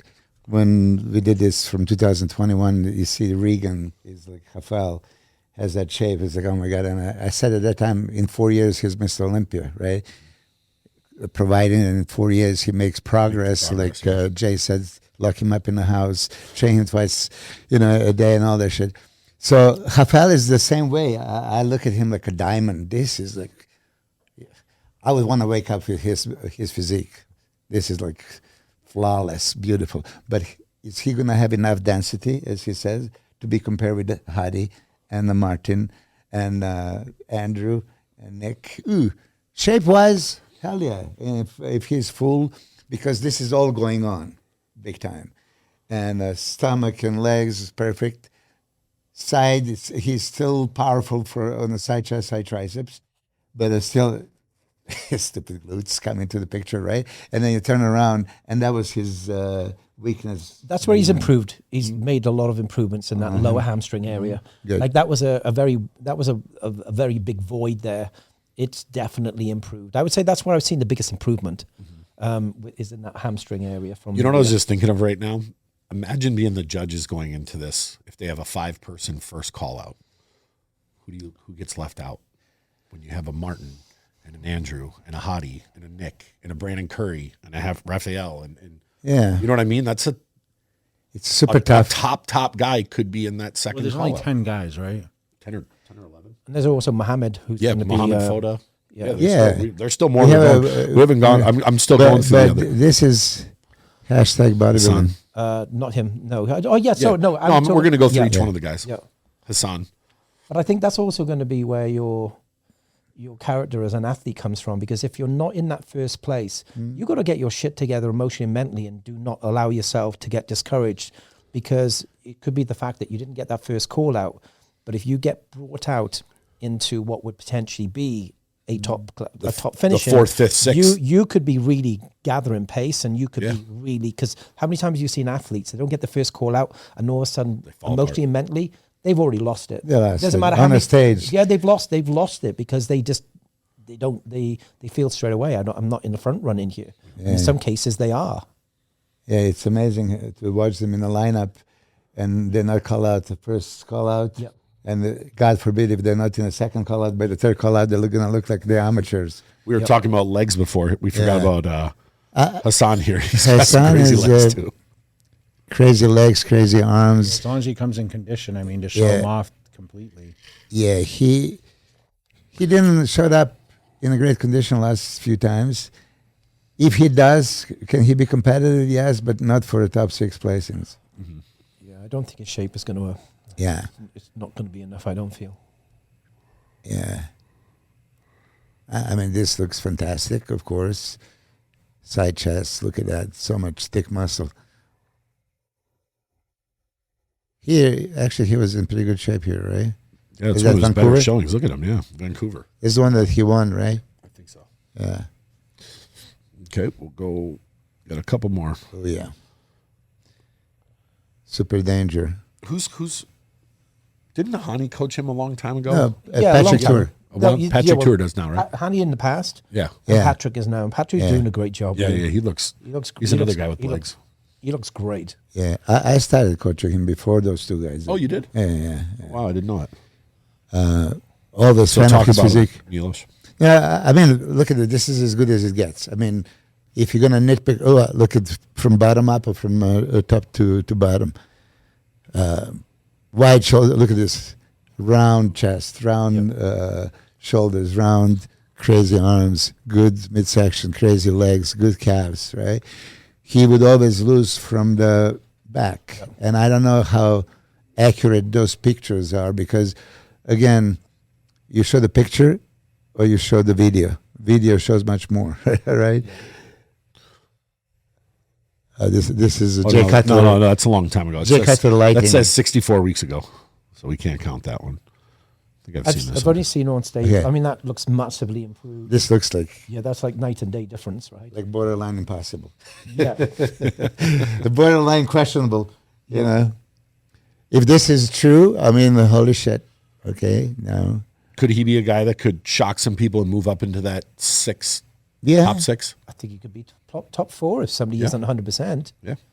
Looking at the pictures that we've obviously just been presented The improvements, yeah. Yeah, I mean, I've only seen him once, was in his last Olympia, and it wasn't the physique that I was expecting because seeing pictures beforehand, it was like, wow, what a physique. And then you started to see the weaknesses in the physique. So it'll be interesting to see how comparable this year's Arnold is compared to his last Olympia, so to speak. I think he did Romania twice. And both times there was like such a huge expectations and he didn't deliver. Mm-hmm. And then he came to U.S. and competed in 2 shows, Chicago and again, expectations were much higher than what he brought on the stage. Yeah. And even then, before the contest, he would look like, oh, this is formidable. Look at those arms. Crazy arms. Yeah. Everything is there, right? Yeah. But then it kind of under-delivered on the stage, kind of. At the last Is it show, a conditioning thing? Is it a hardness thing? A little bit. At the Dubai show, they put him right next to Bekruz's first call-out right away, and he was like so super competitive until they turned to the back. And then Steve realized that, and right after the first call-out, he was pushed out and not considered. So if he brought that back, and this kind of conditioning, he's flawless. Mm-hmm. Right? Yeah. I mean, you got to give him a credit. Yeah. If he brings that, he His can. arms are like Andrew's. Crazy arms. Yeah. And he's got great shape. I think our Crazy legs, too. last open guy Just very, is very Anthony balanced. Williams. I don't know a lot about him. Did you figure out how tall he was? I think he's like 6 foot. Okay. Oh, wow. Yeah. So that's one thing. Most beautiful physique, but like you said, like Andrew Jack, is it going to be too tall and look a little bit lengthy? Yeah. You know, comparing to those thick guys. I love his physique. I mean, how could you not? Look at that. And I think John Jewett is preparing him, and he's going to be in crazy shape. Look at that. Wow. Absolutely beautiful. He looks dry already, right, and hard. Mm-hmm. Shape, beautiful. Aesthetic as can be. Tight midsection, yes. Good separate legs, yes. Is he going to be big enough? That's the question. Wow. Okay, I'll get out of this, and then we can talk about the other divisions. Did you forget anybody? No, that was it. It's the Arnold, remember? It's not the Olympia. It's invite. Yeah. Get out of that, and then we're going to go to... I love Anthony's physique. Oh, my God. Let's see. We can start with... Should we start men's physique? And then we'll start with men's physique. So, obviously, men's physique... let's see. We have Brandon Hendrickson, in my opinion, is the front runner because as far as I know, I don't think anyone in the show has ever beat him. Am I accurate with that? I don't think anybody's beaten him in that lineup. But I think it's important that we are aware that everybody at some point, I think a lot of athletes, they get miscomplacent in their mind thinking, I've beaten this guy, beaten this guy, beaten this guy. Until you don't beat them. And I say, listen, guys, does the guy or did the athletes have shape and structure?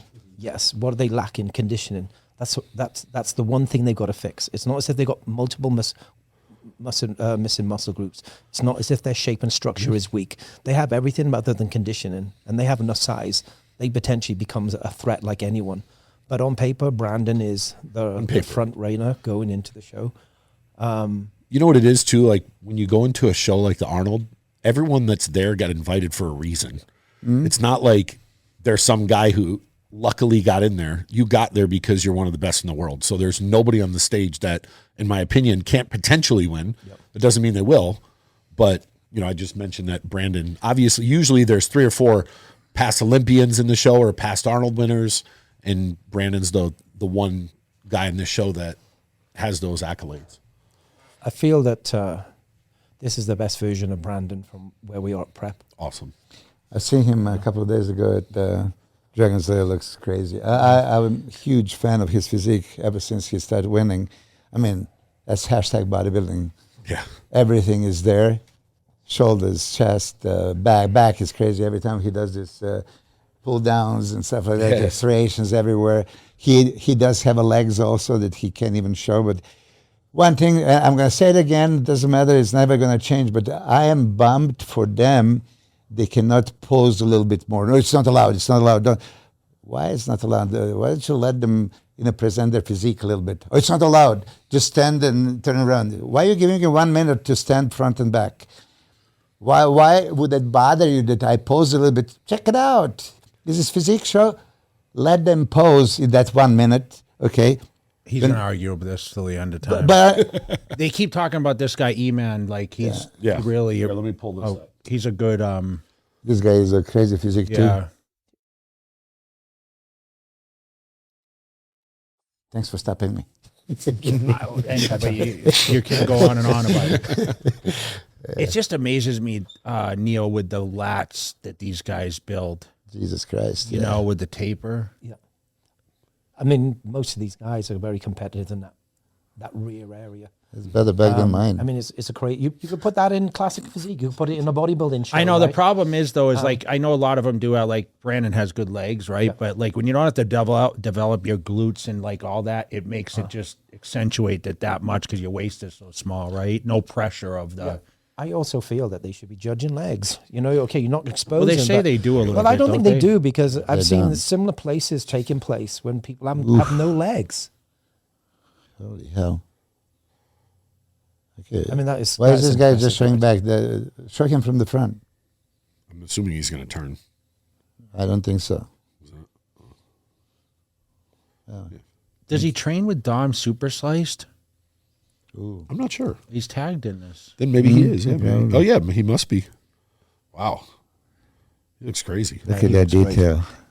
Yeah, he looks very impressive. I don't know if I've seen a waist that small before. Looks like it's going to disappear right there. I don't know what his core is like. I mean, he's super strong across his delts and his chest, but what that midsection is like, well, actually, he's probably just trained back because that's where all that blood is at the moment. Okay. There's a picture down front that right here to the left, the front. Yeah, I'm curious. Okay. You see, that's crazy good midsection. He can make abs actually deeper with manipulating a little bit. But this is intercostals. Oh, my God. Deep abs. Super small waist. He's overemphasizing his back. I think he should overemphasize front. Look at that. That's like amazing. Yeah, I didn't know Dom was training him. We'll have to I don't know say if he something. is, or, like, I mean, he's tagged in it. Yeah, And got Andre. He's competing in the show. yeah. He has a great physique too. Good look.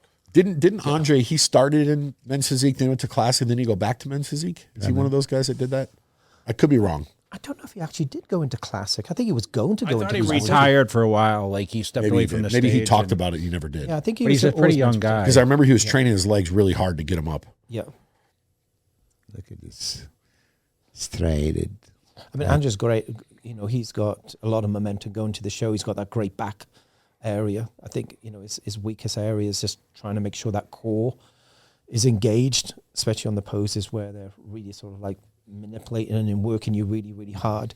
But from, you know, he tends to bring very extreme conditioning, and from what's been put up there lately, his conditioning looks like it's as good as it's ever have been at this point of prep.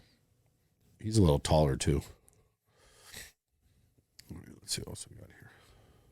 This is another guy here, that Victor, that I've been told could be fighting for a title. Victor's won some big shows. Yeah, he carries a lot of muscle on that frame. He's got great width, shoulder to weight ratio, very, very strong back. I feel that the area which is always, I wouldn't say problematic, is that if he's 100% on, which he needs to be, that midsection is the area where it tends to be, I wouldn't say a blur, but it's not as if he's got super, super deep abs, so to speak.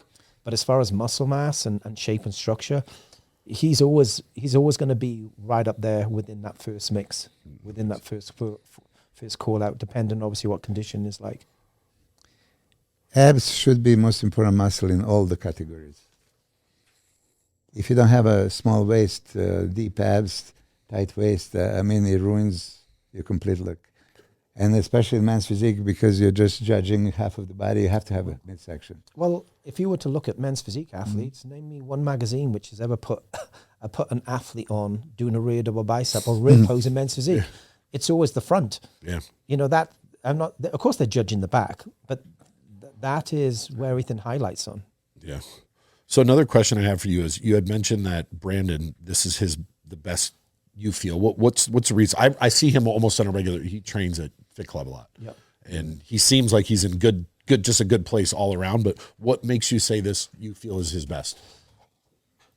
The density and the condition that we are at this stage of prep, his waistline, I feel is smaller, but I feel that's more so because of the added thickness he's added to those shoulders and a little bit more back width, so to speak. And I definitely feel that Brandon's physique does so much better when there's more going on in his emotional meaning or mindset. I feel that this show is possibly one of the most personal shows that he's possibly done in his career. So I feel that that has a lot to do with it. I think that he's just got a lot of personal want and desire to make a statement that he really wants his title, because he wants to go into this year's Olympia with a lot of momentum. And, you know, he came third. He came third, a very close third place, 1 point between first and second last year's Olympia. But it's just the way his physique is and the way that his physique is responding. And it's really peak week that I see the biggest, that's where Brandon... Look at that. That's art. This is perfect. I mean, come on. I couldn't agree with you. This is phenomenal. All right, and then let's get into classic, because that's another one of our. I call Mike a local guy because he spends a lot of time here. Okay, so he's a local guy. So Brandon is, you know, Raphael is, because he's here now, but Mike's here a lot. We'll go through. I pulled up these top 4 here. And I'll let you guys. I think these look like they're a little older. Brazil placed 7th in last year's Olympia. That to me is classic bodybuilding. It's everything what classic should be. Just a beautiful flowing physique. I feel the area of improvement is just probably a little bit more muscle, more density to be a really major player. Much improved with his conditioning. Last year, I felt like when he competed earlier on the year, which I believe was in Tampa and also Texas. He brought the shape, but I felt that the conditioning needed to be a lot more. And last year was his best showing. I still feel that as far as maturity and thickness, he still needs more muscle on that frame. But I feel that he's going to be a very strong first call-out athlete. And not from last year's placing, but because I feel this physique warrants it. He's got a beautiful shape to this guy. Is he close to the weight cut? I'm not too sure. Because that's what I'm thinking. Like, I'm not too sure. I don't think so. I just think he just needs that extra time and thickness and density. In upper body, I think his legs, his bottom heavy legs are already quite developed. Yeah. The video that we see. That's why I'm maybe Says 1 week ago, right contemplating if he is already at the weight limit. Yeah. 1 week ago. Yeah. Okay. Beautiful physique, complete if he comes shredded. We'll talk about Sam. Obviously, Sam's like one of the biggest talks of the show in the industry, and this is his what? This is his pro debut. He turned pro at the Arnold last year. Mm-hmm. So, what do you guys expect to see from Sam? You want to start, Jay? I mean, it's his pro debut, and I know. I mean, listen, he's made a ton of improvements. You can see it clearly. Dramatic. But you know, there's still that question: is he classic or is he bodybuilding? I mean, that we won't know until he stands next to the other guys. But you know, with what people's opinions are, you know, remember this isn't the most in-depth classic physique lineup we've seen. No. Okay, with a lot of guys that people talk about that they don't necessarily know as much about. You don't have a lot of the front runners coming into this contest, so maybe it opens up opportunity that he can be compared with, you know, some good guys and maybe get a good placing out of it. I mean, definitely has the most hype. I mean, Nick's Strength and Power is. I mean, his whole podcast each day is about Sam Sulek. So. But his legs definitely improved. It looks like his conditioning, I mean, is pretty on point. You watched the show last year. I didn't go to it. So I mean, last year, and I know everyone kept screaming, oh, it was politics, he won. He was the best guy on stage. It was not a deep lineup. He deserved to win. But he needed to be drastically improved to enter the pros, and I think he's done his homework to... And he's jumping in the deep end going into the Arnold, obviously. Of course, yeah. I know it's not probably the deepest Arnold, but you still have arguably the best guy in the world defending. Well, listen, you can't rule out Wesley.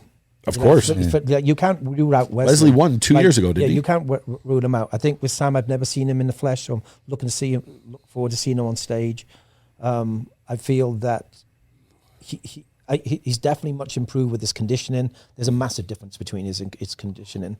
It'll be interesting to see what he's like once he's being compared to other athletes, to see where his strengths are, or is he going to be exposed? The fact that he's jumping on stage at the Arnold Classic in his pro debut, you know, certainly says he's got fucking balls, right? Because that's one of the biggest platforms you could possibly step on stage in. That's 74 weeks ago. I forgot he doesn't post a whole lot. But from pictures, I feel that it's bodybuilding as opposed to classic. Okay. Both of them say it. I'm going to say this. First, let's say that he's super likable guy. Oh, my God. If you meet him, you're going to fall in love with him.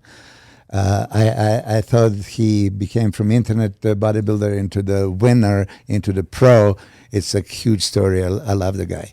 Now, both of you question if it's classic or open. There is no question that he doesn't have enough muscle for the open pro. Yes. Okay. So the reason why you both are mentioning maybe he doesn't look as classic, right? He's big and ripped, conditioned, legs improved, but he just doesn't have that classic flow, aesthetic flow. That's why you're questioning where should he go.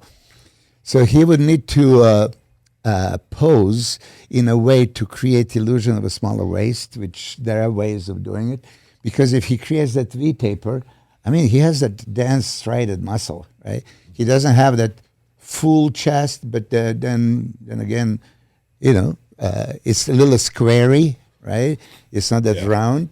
So if he's properly filled up and everything else, and this pops, and then abs, this is perfect abs. I mean, a little bit wider waist, and this is what you guys are questioning if he looks classic. He was criticized for no separation in the legs when he competed as amateur in the first show, but it was just not knowing how to show them. It's not like not having it, because the second show he actually showed the separation.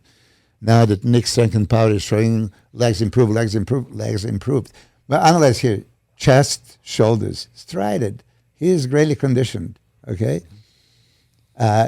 Is this classic? Yeah, I think it's classic, but it's not premier classic that can win shows like Arnold. Yeah. So can he put himself in the mix? I hope so. Yeah. We give him a chance. He's going to be conditioned and big enough. Now is how you pose. And let's talk about Mike. I always say this, Mike's a local guy to us because he spends so much time here in Vegas. I see him all the time. What does Mike have to do to retain his title? Showed up on stage. Repeat, what we brought in past shows. But that being said as well, listen, I am super, super respectful for the talent out there. Of course. It's not as deep as it has been in the past, but Wesley will be very interested in what is Wesley going to bring to the stage. He's been off stage for maybe 12 months or slightly over. These pictures you see, they're old. It's very rare we post a real picture. Most of the time when a picture's posted, it might be 2 or 3 weeks old, as opposed to like real time, so to speak. But Mike is in a good place emotionally and mentally. We trained together yesterday, and he looks absolutely incredible. He's in a good place. I'm looking forward to seeing what Wesley looks like, because I know that he's going to be a threat. But I know that this show is Mike's to win, and not because of past Olympias or being the current champion, because I feel that his overall flow and conditioning and what he's bringing is a very, very, very strong. Well, there's a reason he's got first or second in every show he's done in the last 2 years. Yeah, and the constructive comments from the judges, which were very rightfully so for many years, was, Mike, you got great shape, you got straight structure. You just got to keep adding density, muscle, conditioning, refinement. And, 2 years ago, nobody said that Mike was open class bodybuilder or 212. Then he gets, he brings an incredible showing at the 2024 Olympia. And the reason that took place is because we had nearly 12 months to get ready for the show. We didn't get a break. We had real off-season time. And that definitely, obviously, related to his physique and as a whole. There isn't, whereas the Pro League ever said, right, this is exactly what we judge on as far as classic physique. To me, classic physique is just a beautiful flowing physique. That is, to me, classic bodybuilding. It doesn't have to be Chris. It doesn't have to be Wesley. It doesn't have to be a Mike. It doesn't have to be a Ramon. But it is a physique which it's just beautiful, and it is art, so to speak. I mean, you were very classic physique. It was a beautiful flowing physique. Can you go on my Instagram just quickly? Because now this makes point. I want to make a point on what you just talked about it. Okay, if you find what Mike Quinn said about him, Neil? What was that, sorry? Do you remember a guy named Mike Quinn? Yeah. Do you know what he said about me? Where are we going? No. Right there? No, under the he called him an iron board with abs. Right here? That one. Okay, so here I asked the question: is this classic? Yeah.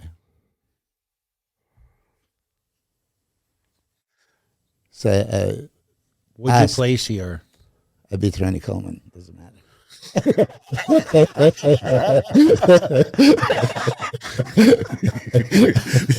Hey, listen, that's a serious place. What'd you get? I beat Ronnie Coleman. That's all that matters. I was 14th. Hey, but you beat Ronnie. But no, the question is this? Does this look classic? I'm serious. Look at this down striated glutes, bro. Look at that. We can't see it. It's like this is like Betamax quality. Yeah, but look at striated glutes all over the place. How old were you here, Milos? What's that? 30. Yeah, 30. So I have a serious question for you, Milos. No, please. I'm just trying to make a point. Does this look classic? Yeah. Yeah, it does. Yeah, Okay, it does. I was over 20 pounds overweight. 20 pounds overweight for what? For your the, height. to make a class. Okay. Yeah. Because you're what? You're like 5'7". The so you could've point I went was like, just trying to make, like, okay, this is no. Here I was 5'10" and a half. Now I'm down to 5'8". Still taller. Still taller than Jared. Not with that cushion. you're like I love 5'12" now. No, but seriously. So if this looks classic, but I'm 20 pounds overweight, how many other guys way overweight? They look super classic, but they cannot step on the stage because they're overweight. Yeah, but there wasn't different categories back then. So Yeah, that's no, my no. point, right? No. And I know that I'm really upset that the 212 class is getting diluted. You might say, no, it doesn't need to be there. I feel it is a real shame that the 212 category is not getting Arnold Classic, the respect that it should be getting, because not everybody can fit in the same box. Yeah. Not everybody's got the genetics to put that extra muscle mass on, etc. It is what it is. I qualified as a professional bodybuilder as a light heavyweight. I really believed in myself that I had the genetics to make the necessary improvements to step on stage in the IFBB Pro League Open Division. I believe in myself. I could do that. But there was no other category. So my point is that when there's no categories and there's only one, then you don't have an option. You have to step into the category which fits you, so to speak. And the industry has changed so much. It's changed immensely. Yeah. I feel that your shape, your structure, if I think of you, as I said, it's a beautiful flow in physique. Charles Clement, Flex Wheeler, yourself. When I look at those physiques, like, that is such a beautiful, beautiful flow in physique. Now, if there were other divisions, would you have stepped in them? No, maybe because open was what your passion was. But there was not an option back then. This is 2026. When Flex Wheeler in 13, wasn't he in the teens? 219 or 217? You mean 2003? No, 93. 93. So he would have made weight nowadays because he's about what, 5'11"? Yes, he's 5'11", yeah. So he would have.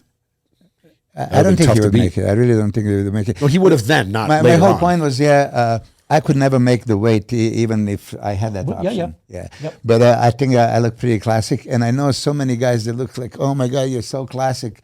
You know, just like Mike had to dig deep last year for the Olympia to make the stupid weight limit. Mm-hmm. But he looked better with the 10 pounds more. He looked super classic anyway, right? But they made him lose.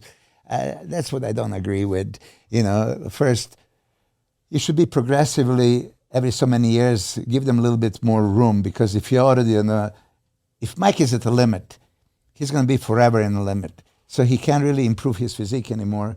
You know, so years ahead, he's going to just always have to come back to the squeak in. Mm-hmm. So I think that some progressive increase in a weight should be allowed, and consider who is classic. But I'm going to say about Mike, he's as good as it gets. This is, perfect physique. If he nails it, that's why I said, so what he needs to do to win the contest, just showed up on the stage, because he's that good. This is flawless physique that if he is conditioned and he makes the weight, he can be beaten. I'm going to pull up Wesley Vissers, because obviously he hasn't competed in a while now. And when was this? Oh, it's a long time ago, huh? This is impressive. I think this is recent. Look at the shoulders. This one here is 6 days ago. There doesn't tend to be an athlete in that division, whether Wesley's on or whether he's off, which has that intricacy in those muscle groups. They just don't. Those delts, those arms, those traps, that back. I mean, like feathered, quads. I mean, it's just extreme. And I really admire that. I admire that very much. I think it's just an incredible physique. Very Arnold-esque. As I said, he won the. He could very well win. I mean, like we said, he won 2 years ago. It'd be interesting to see what he's going to bring to the stage. Yes. That quality is unseen. I don't think he's shown his legs in a bit. I think there's a bit of a blur of a picture that he showed his legs, but well, we all know that that's his weakness. That's what's going to be making or breaking. Especially Mike has a crazy legs, and Mike has a crazy flow. Yeah. So it's going to be, this width is crazy. Okay. Yeah. Side chest is crazy. But legs from the front is going to be in Mike's favor. Oh, yeah. Woo! Yesterday. All right. I'm going to get out of this. All right, I'm pull this. You should. No, I can't. Screenshot. Don't send it to Milos. She'll post it on the internet.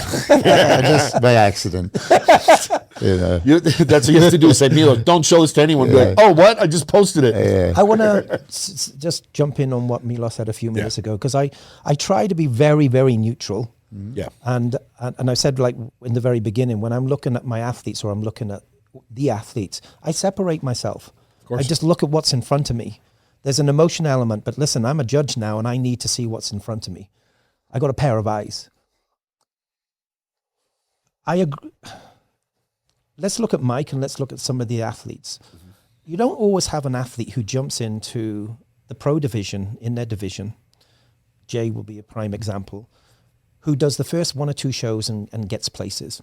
There's for some people, they basically hit the road, the floor running, right? So Flex Wheeler, Kevin Leveroni, Dorian Yates, but 2 of the greatest of all time bodybuilders, Ronnie Coleman, Jay Cutler, they didn't place in their first Olympias, right? So my point is, over a period of time, they build density, thickness, and conditioning. The thing is, with the open class, there is no weight limit. Yeah. The limit is bring in your very best. When it comes to the classic division, is I do feel that there should be a weight limit for the classic physique. There's got to be some control. Mike has built that density and that thickness over years of the judges asking to make these improvements. And that's what he's done. Over the years, he's brought that. Now he's at that top end. How is Mike going to improve? How is Ramon going to improve? Maybe how is Terrence going to improve?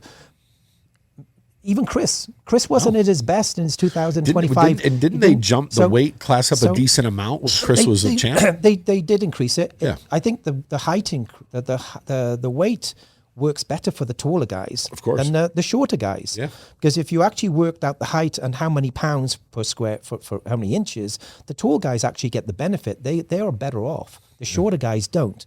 My point is that if you keep raising the bar as far as weight, I do agree that the athlete's potentially going to get better and better and better, and that division is going to evolve. But unfortunately, there are going to still be some of those athletes where Mike was 3 or 4 years ago, which needed that density. They're just about to get there, and all of a sudden they raise the weight, and those athletes are back to square one again. Yeah. So I try to be very neutral. Selfishly, I would like the classic division to increase the weight, because every one of my classic guys would benefit from that immensely, because they're all at the top end of the scale, and I know that they would look definitely better if we could come in, playing our own game, so to speak, bring the best version of ourselves. But we can't. We got to hit that weight category. Yeah. So I feel that I try to be neutral, because selfishly I want to say, yeah, let's please increase the weight. But I also try to say, what about the other athletes which aren't quite there yet, and they need another 2 or 3 years, and they're going to be there. And then you lift a weight, and then another 2 or 3 more, back again and back again. So it's a tough one, because I salute the pro league.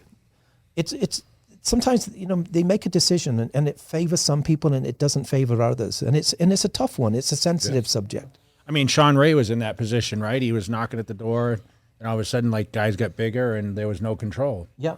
I mean, Dorian Yates comes back like an animal, and then Ronnie Coleman turns into an animal, and it just snowballs. Yeah.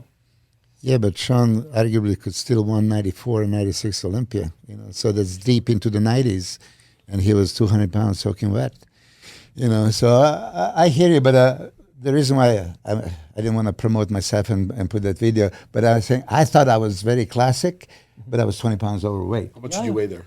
228. Yeah. And maybe you were just too heavy. My bones are heavy, but that's a lot of people could be heavy. 5'10.5", what would you have been? I think I was supposed to be like 205 or something. What is Mike? What's your height?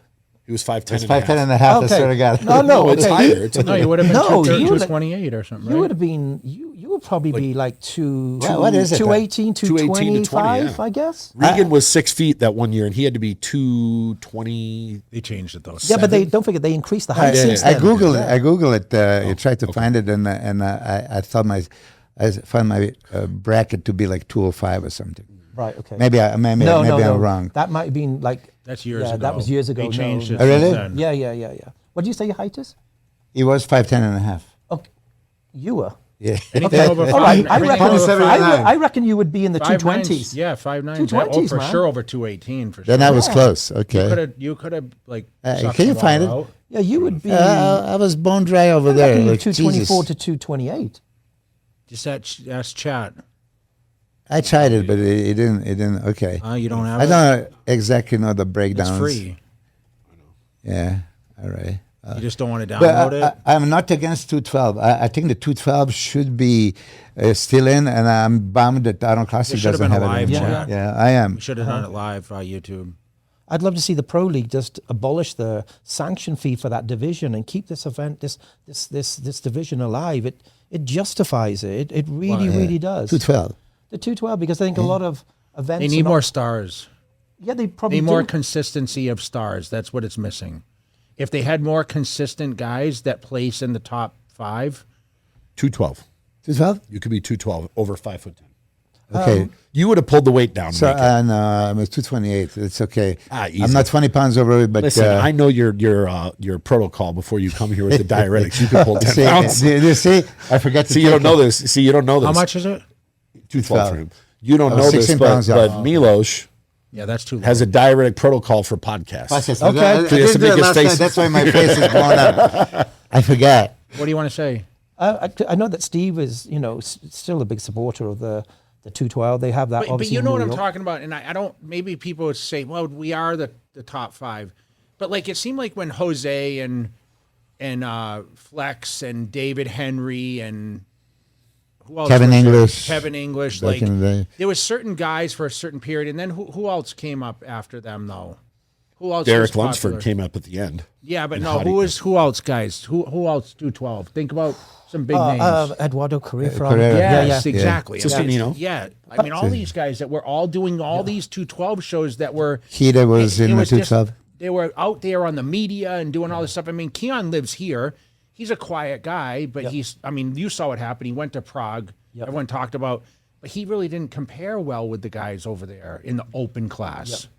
But I think, Jay, don't forget, look at all the divisions we have now. That's the thing. Like back then, like these guys were nearly sort of like household celebrities because the depth of the athletes. You had open, you had 212, and that was the showcase for the whole industry. Now you've got multiple different categories. You've got classic, you have open, you have 212, you have men's physique. So what I think, it's broader now. And I just think it would be an absolute catastrophe to get rid of or dilute that You think they'll 212 get rid of the division. 212? I hope they don't. think And I'm they will. surprised that Pittsburgh doesn't have it on because it is our federation. It's the federation which is presenting the whole industry. Years ago, I remembered asking why the Arnold got rid of it, and he said none of the top guys were signing up anymore, so we just stopped. Because obviously Flex was a champ, so he wasn't doing it. And then the other elite guys, like Jose did a couple years, but he said we weren't getting the name signed up, so we just pulled it. Because they it's just. a shame. But think about it nowadays, though, the biggest stars in 212 leave 212. Whether it's a Derek Lunsford, whether it's a William Bonnick, he came from 212. Hadi came from 212, and now they're literally winning Olympia titles Yeah, but it's a stepping stone for them. So it could But be. but they, like you said, they were at the bottom going into that, and they could grow. But there's some guys that are so far back, like a Clarita. Yeah. He's never going to hit that 212. No, he's always no. going to fall in there. Yeah. And where, like he can be competitive, of course he can in certain shows. Yeah. But there's only a limit to what you can be competitive to a certain extent when you consider shape, structure, muscle bellies, conditioning, and everything. Everyone's got a shelf life to a certain extent in the division.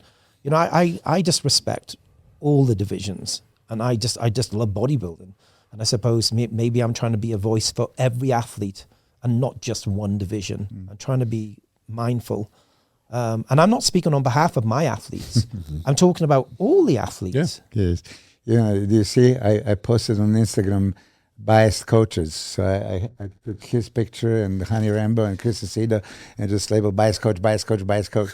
You didn't even respond. You know, I didn't see it. Just joking. You know what I do didn't- love about going to this Arnold? We have a ton of Vegas people, so we're gonna hopefully we have some titles coming back from Brandon. Like I said, I count Mike, but Ashley Caldwell, Ashton Little, Amy Delgado, The 3 of the top girls in bikini they all live here in Vegas. Wow. So we got a good. I'm sure I'm missing somebody else.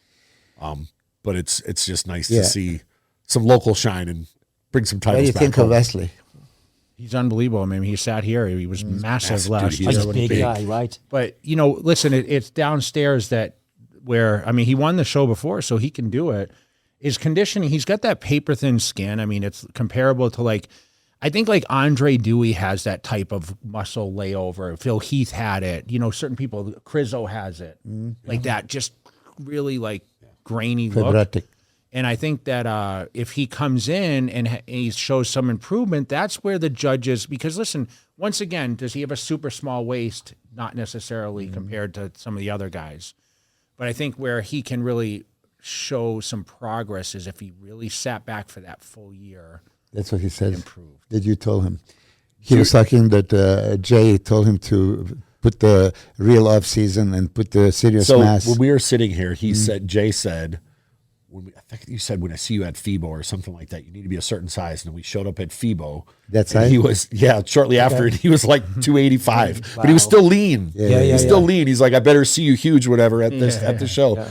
And he was. Yeah, but as you're saying, it was kind of like you, right? You didn't have a smallest waist, but you created V-taper because your shoulders and lats, everything grew. It's kind of like that. Yeah, so Wesley has no choice. His waist is not smallest. But like Neil said, he's got all the poses. He's Arnold-esque. Perfect show for him. I mean, he sat on the stage with us, you know, after he won, you know, did the showcase. And, you know, he's got charisma. He's got a good following. And, you know, once again, we always talk about stage presence, guys.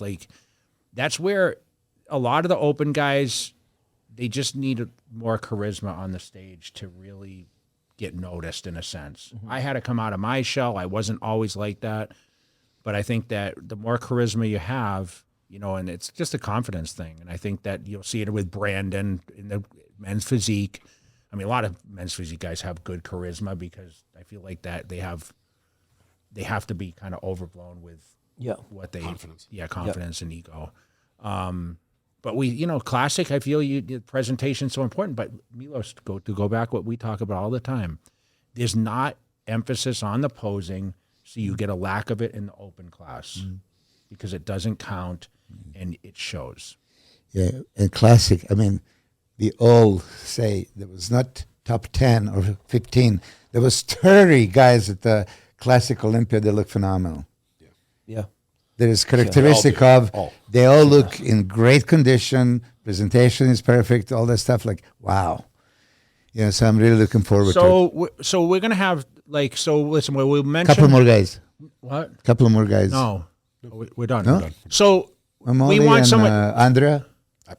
I don't have it pulled up. I know. So we're going to pick the top 10, okay? So the first person that picks the top 10 on this roundup, okay, we're going to mention on the podcast. So we're going to have to pay attention to this, okay? So when you launch it out, okay? We want people to list their top 10. Their top 10, okay? And you know what? Get a shout if out. you get it right, I think they should get a FaceTime with Jay. We'll do a FaceTime. I'll send them. Hey, that wasn't planned. I just made that up. I'll send them a gift card. Yep. Whatever they want. Congratulations, you want. Yeah. Do something cool that no one's done. But let's see if they can get the top 10 in exact order for the open class. Yeah. So no cheating, Milos. Comment. You can't enter this. Milos is going to go do every possible combination and go, I got it right. You think you could pick the top 10 perfect? Have you ever at a show top anything? When I went to the 1989 Mr. Olympia. Really? Top 10. I swear, I had the top 10. I had the top 10 exact. No, maybe the top. It's 11. Oh, it's 11. No, I think it was top 10. I think it was the top 10, and that's probably that's the only time. But not beforehand. I'm on about when I'm watching the show. So let me just say that it wasn't beforehand because I was very naive to all of this, and I'd never seen any of these athletes with my own eyes, so it was all new. But looking at the pre-judging, it was either I think it was a top 10 or the top 6 or 8, but it was identical. But I was working off the judging with what I saw. I love watching shows, and you have two lists. You say, this is what I think, but this is what the judges are going to do. No, but you know what? Top 6 can be easy to pick, but when you're dealing with, let's pick the whole show. That's tough. That's tough. That's impossible. I got to ask Jay because Jay is usually nailing it every time. Before the Olympia, he was saying a month before, Derek is taking it. Like, what the fuck? And he was saying it all the time. Derek is taking it, and Derek took it. Who is taking Arnold? Andrew? You said Andrew. He's putting you on the spot. You have to do a prediction. I think Andrew. I said Hadi should, but I think Andrew will win this. I think he has the momentum. I think all of us would agree on this, though. I feel like he has more momentum going into this than any of the other athletes. Yes. I think not only that, I think the industry has momentum for someone like him, not just him individually, meaning a tall, broad. No, you remember people thought he could have won the Olympia or should have, or he didn't get a fair shake. So you have like those people like, oh, okay, he's going to finally win it. The big one. And it's 750 grand, guys. That's what, I won 100 plus all the stuff on there, but that's a big swing from the years I run it. Yeah. Jesus Christ. $750,000. Think of how many shows you had to do before you made $750 in prize money. Okay, so let's bet this. Oh boy. What does Arnold raise the money to? I would love to see him have the ability to raise it to whatever he wants. Listen, he can raise it to whatever he wants. Is he going to do $1 million? No, that all depends if Olympia is going to follow up. No, with it. I know. I'm telling. But there's no reason to. He can wait. He did it last year, bro. He did it just to do it. He did it last year without the Olympia even showing. It was 400 or whatever it was. He said, I'm taking it to 750 because this is what, the 35th anniversary or 40th anniversary? Yeah, that's why he's doing it. It's a good time to be a bodybuilder. You know what, though? I remember years ago, they always said Arnold wanted to be the first person to have $1 million. Yeah. I would like to see the prize purse from first to second and second to third not be so extreme. It's like, I know that it's the motivational money for some people. I get it. But sometimes, guys, it's like that much between first and second. And sometimes, when I say it's controversial, not negatively controversial, but it's so close. And then somebody gets 750 and then somebody gets 100, 150. I'm not saying that's a prize money. 250, isn't it? I don't know. I think that I would just like it to be not so extreme between first, second, third, fourth. Because I think at the Olympia last year, I think they increased the prize money for first. But I think that second may have been decreased. They decreased a couple of the classes. And I'm like, come on. I know it's you got to make money. They raised it for Classic. They raised it for Classic, and they took it away from 212. Remember, they got 50, and they used to get like 75. I'm not too sure. I thought that's what they did. I've never been about that. Hey, but listen. There's a difference between gold and silver. Yeah. An ounce of gold and an ounce of silver is a big difference. And bronze ain't worth shit. Yeah. Unfortunately. Good point. I got 6 of them on the bottom right there, boys. And 1 up there, actually. So unfortunately, I can taste it. Six that's a good point. You know what I just thought of? Think of this, Milos. The second place guy can always go to the Arnold. If you would have been coming up in there's this a lot of big time, shows for big money. Instead of you said you won 1 out of 70 shows, you'd legitimately be fighting to win every show you'd go on if you were a Classic. Right now? Yes. Neil, they're raising the money at all these other shows to bring the talent. Yeah.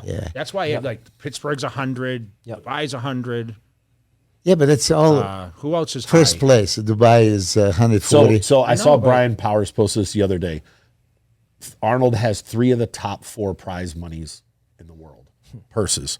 The winner gets 750, then the Olympia gets 600, then the winner of the Arnold UK gets 250, and second place at the Arnold gets 250. That's technically tied for the third highest, getting second at the Arnold. So still a big chunk. It's 750 first place, 250 second. I mean, come on. 250 is more than yeah, but I understand winners take all. Like you said. Yeah. 6 times second place. It was that close, but it's like such a discrepancy in the first and second prize money. Come on. Hey, but I'll say this. I'm not trying to play devil's advocate, but take it to the Olympics. You win the gold medal, you're going to make 20 or 30 million endorsements. You get silver, you might make a couple 100,000 endorsements. Did you watch the Olympics? No, I don't like. I watch a hockey game because I watch curling. Yeah. I love watching curling. I love it because there's some big fat fucks on there and they're great. I love watching it. Vanessa's like, what the hell are you watching? I'm like, this is curling. This is the most unathletic sport, but did you see in Canada they got caught cheating, so they kicked them out. Oh, right. Like the guy got close and he touched it. And they're like, yo, you just cheated. He's like, no, I didn't. I'm like, yes, you did. Didn't you see the guy who was like effing on the thing, like saying, oh, what? They were arguing, like wanted to fight and stuff. Yeah, the guy got caught cheating because, like, with curling, they like. All right, yeah. And the guy was going close, and bumped it with his finger. didn't see He didn't it. realize they got a 4K camera. Oh You, bro. my Of course God. they saw it. They're like, you cheated. Did he do it on purpose, do you think, or? Probably. I mean, yeah. They try to create the wind, right? Or whatever breeze. That's a ridiculous sport, if you ask me. There's a lot of ridiculous sports in this world. That's one of them. You know, Jesus Christ. You know what we need to do, Milos? Me and you, one day, we're going to go to a cold climate and you and I are curling against each Yeah, other. you know, I said, like, if I don't see a snow to the rest of my life, I would be a happy All man. right, so the question is, before we hang up, are you going to watch it? Of course, of Or you're course, gonna of wait for course. his of course. text? No. I mean, I'm going to wait for his text anyway. He'll text me to tell because me he's how it's usually going, too. hey, he's unbiased. He's unbiased. He would say, "Well, you know, this guy is winning for sure." Yeah. So I like to hear it, but I expect Hadi to win, Andrew to be second, Martin to be third.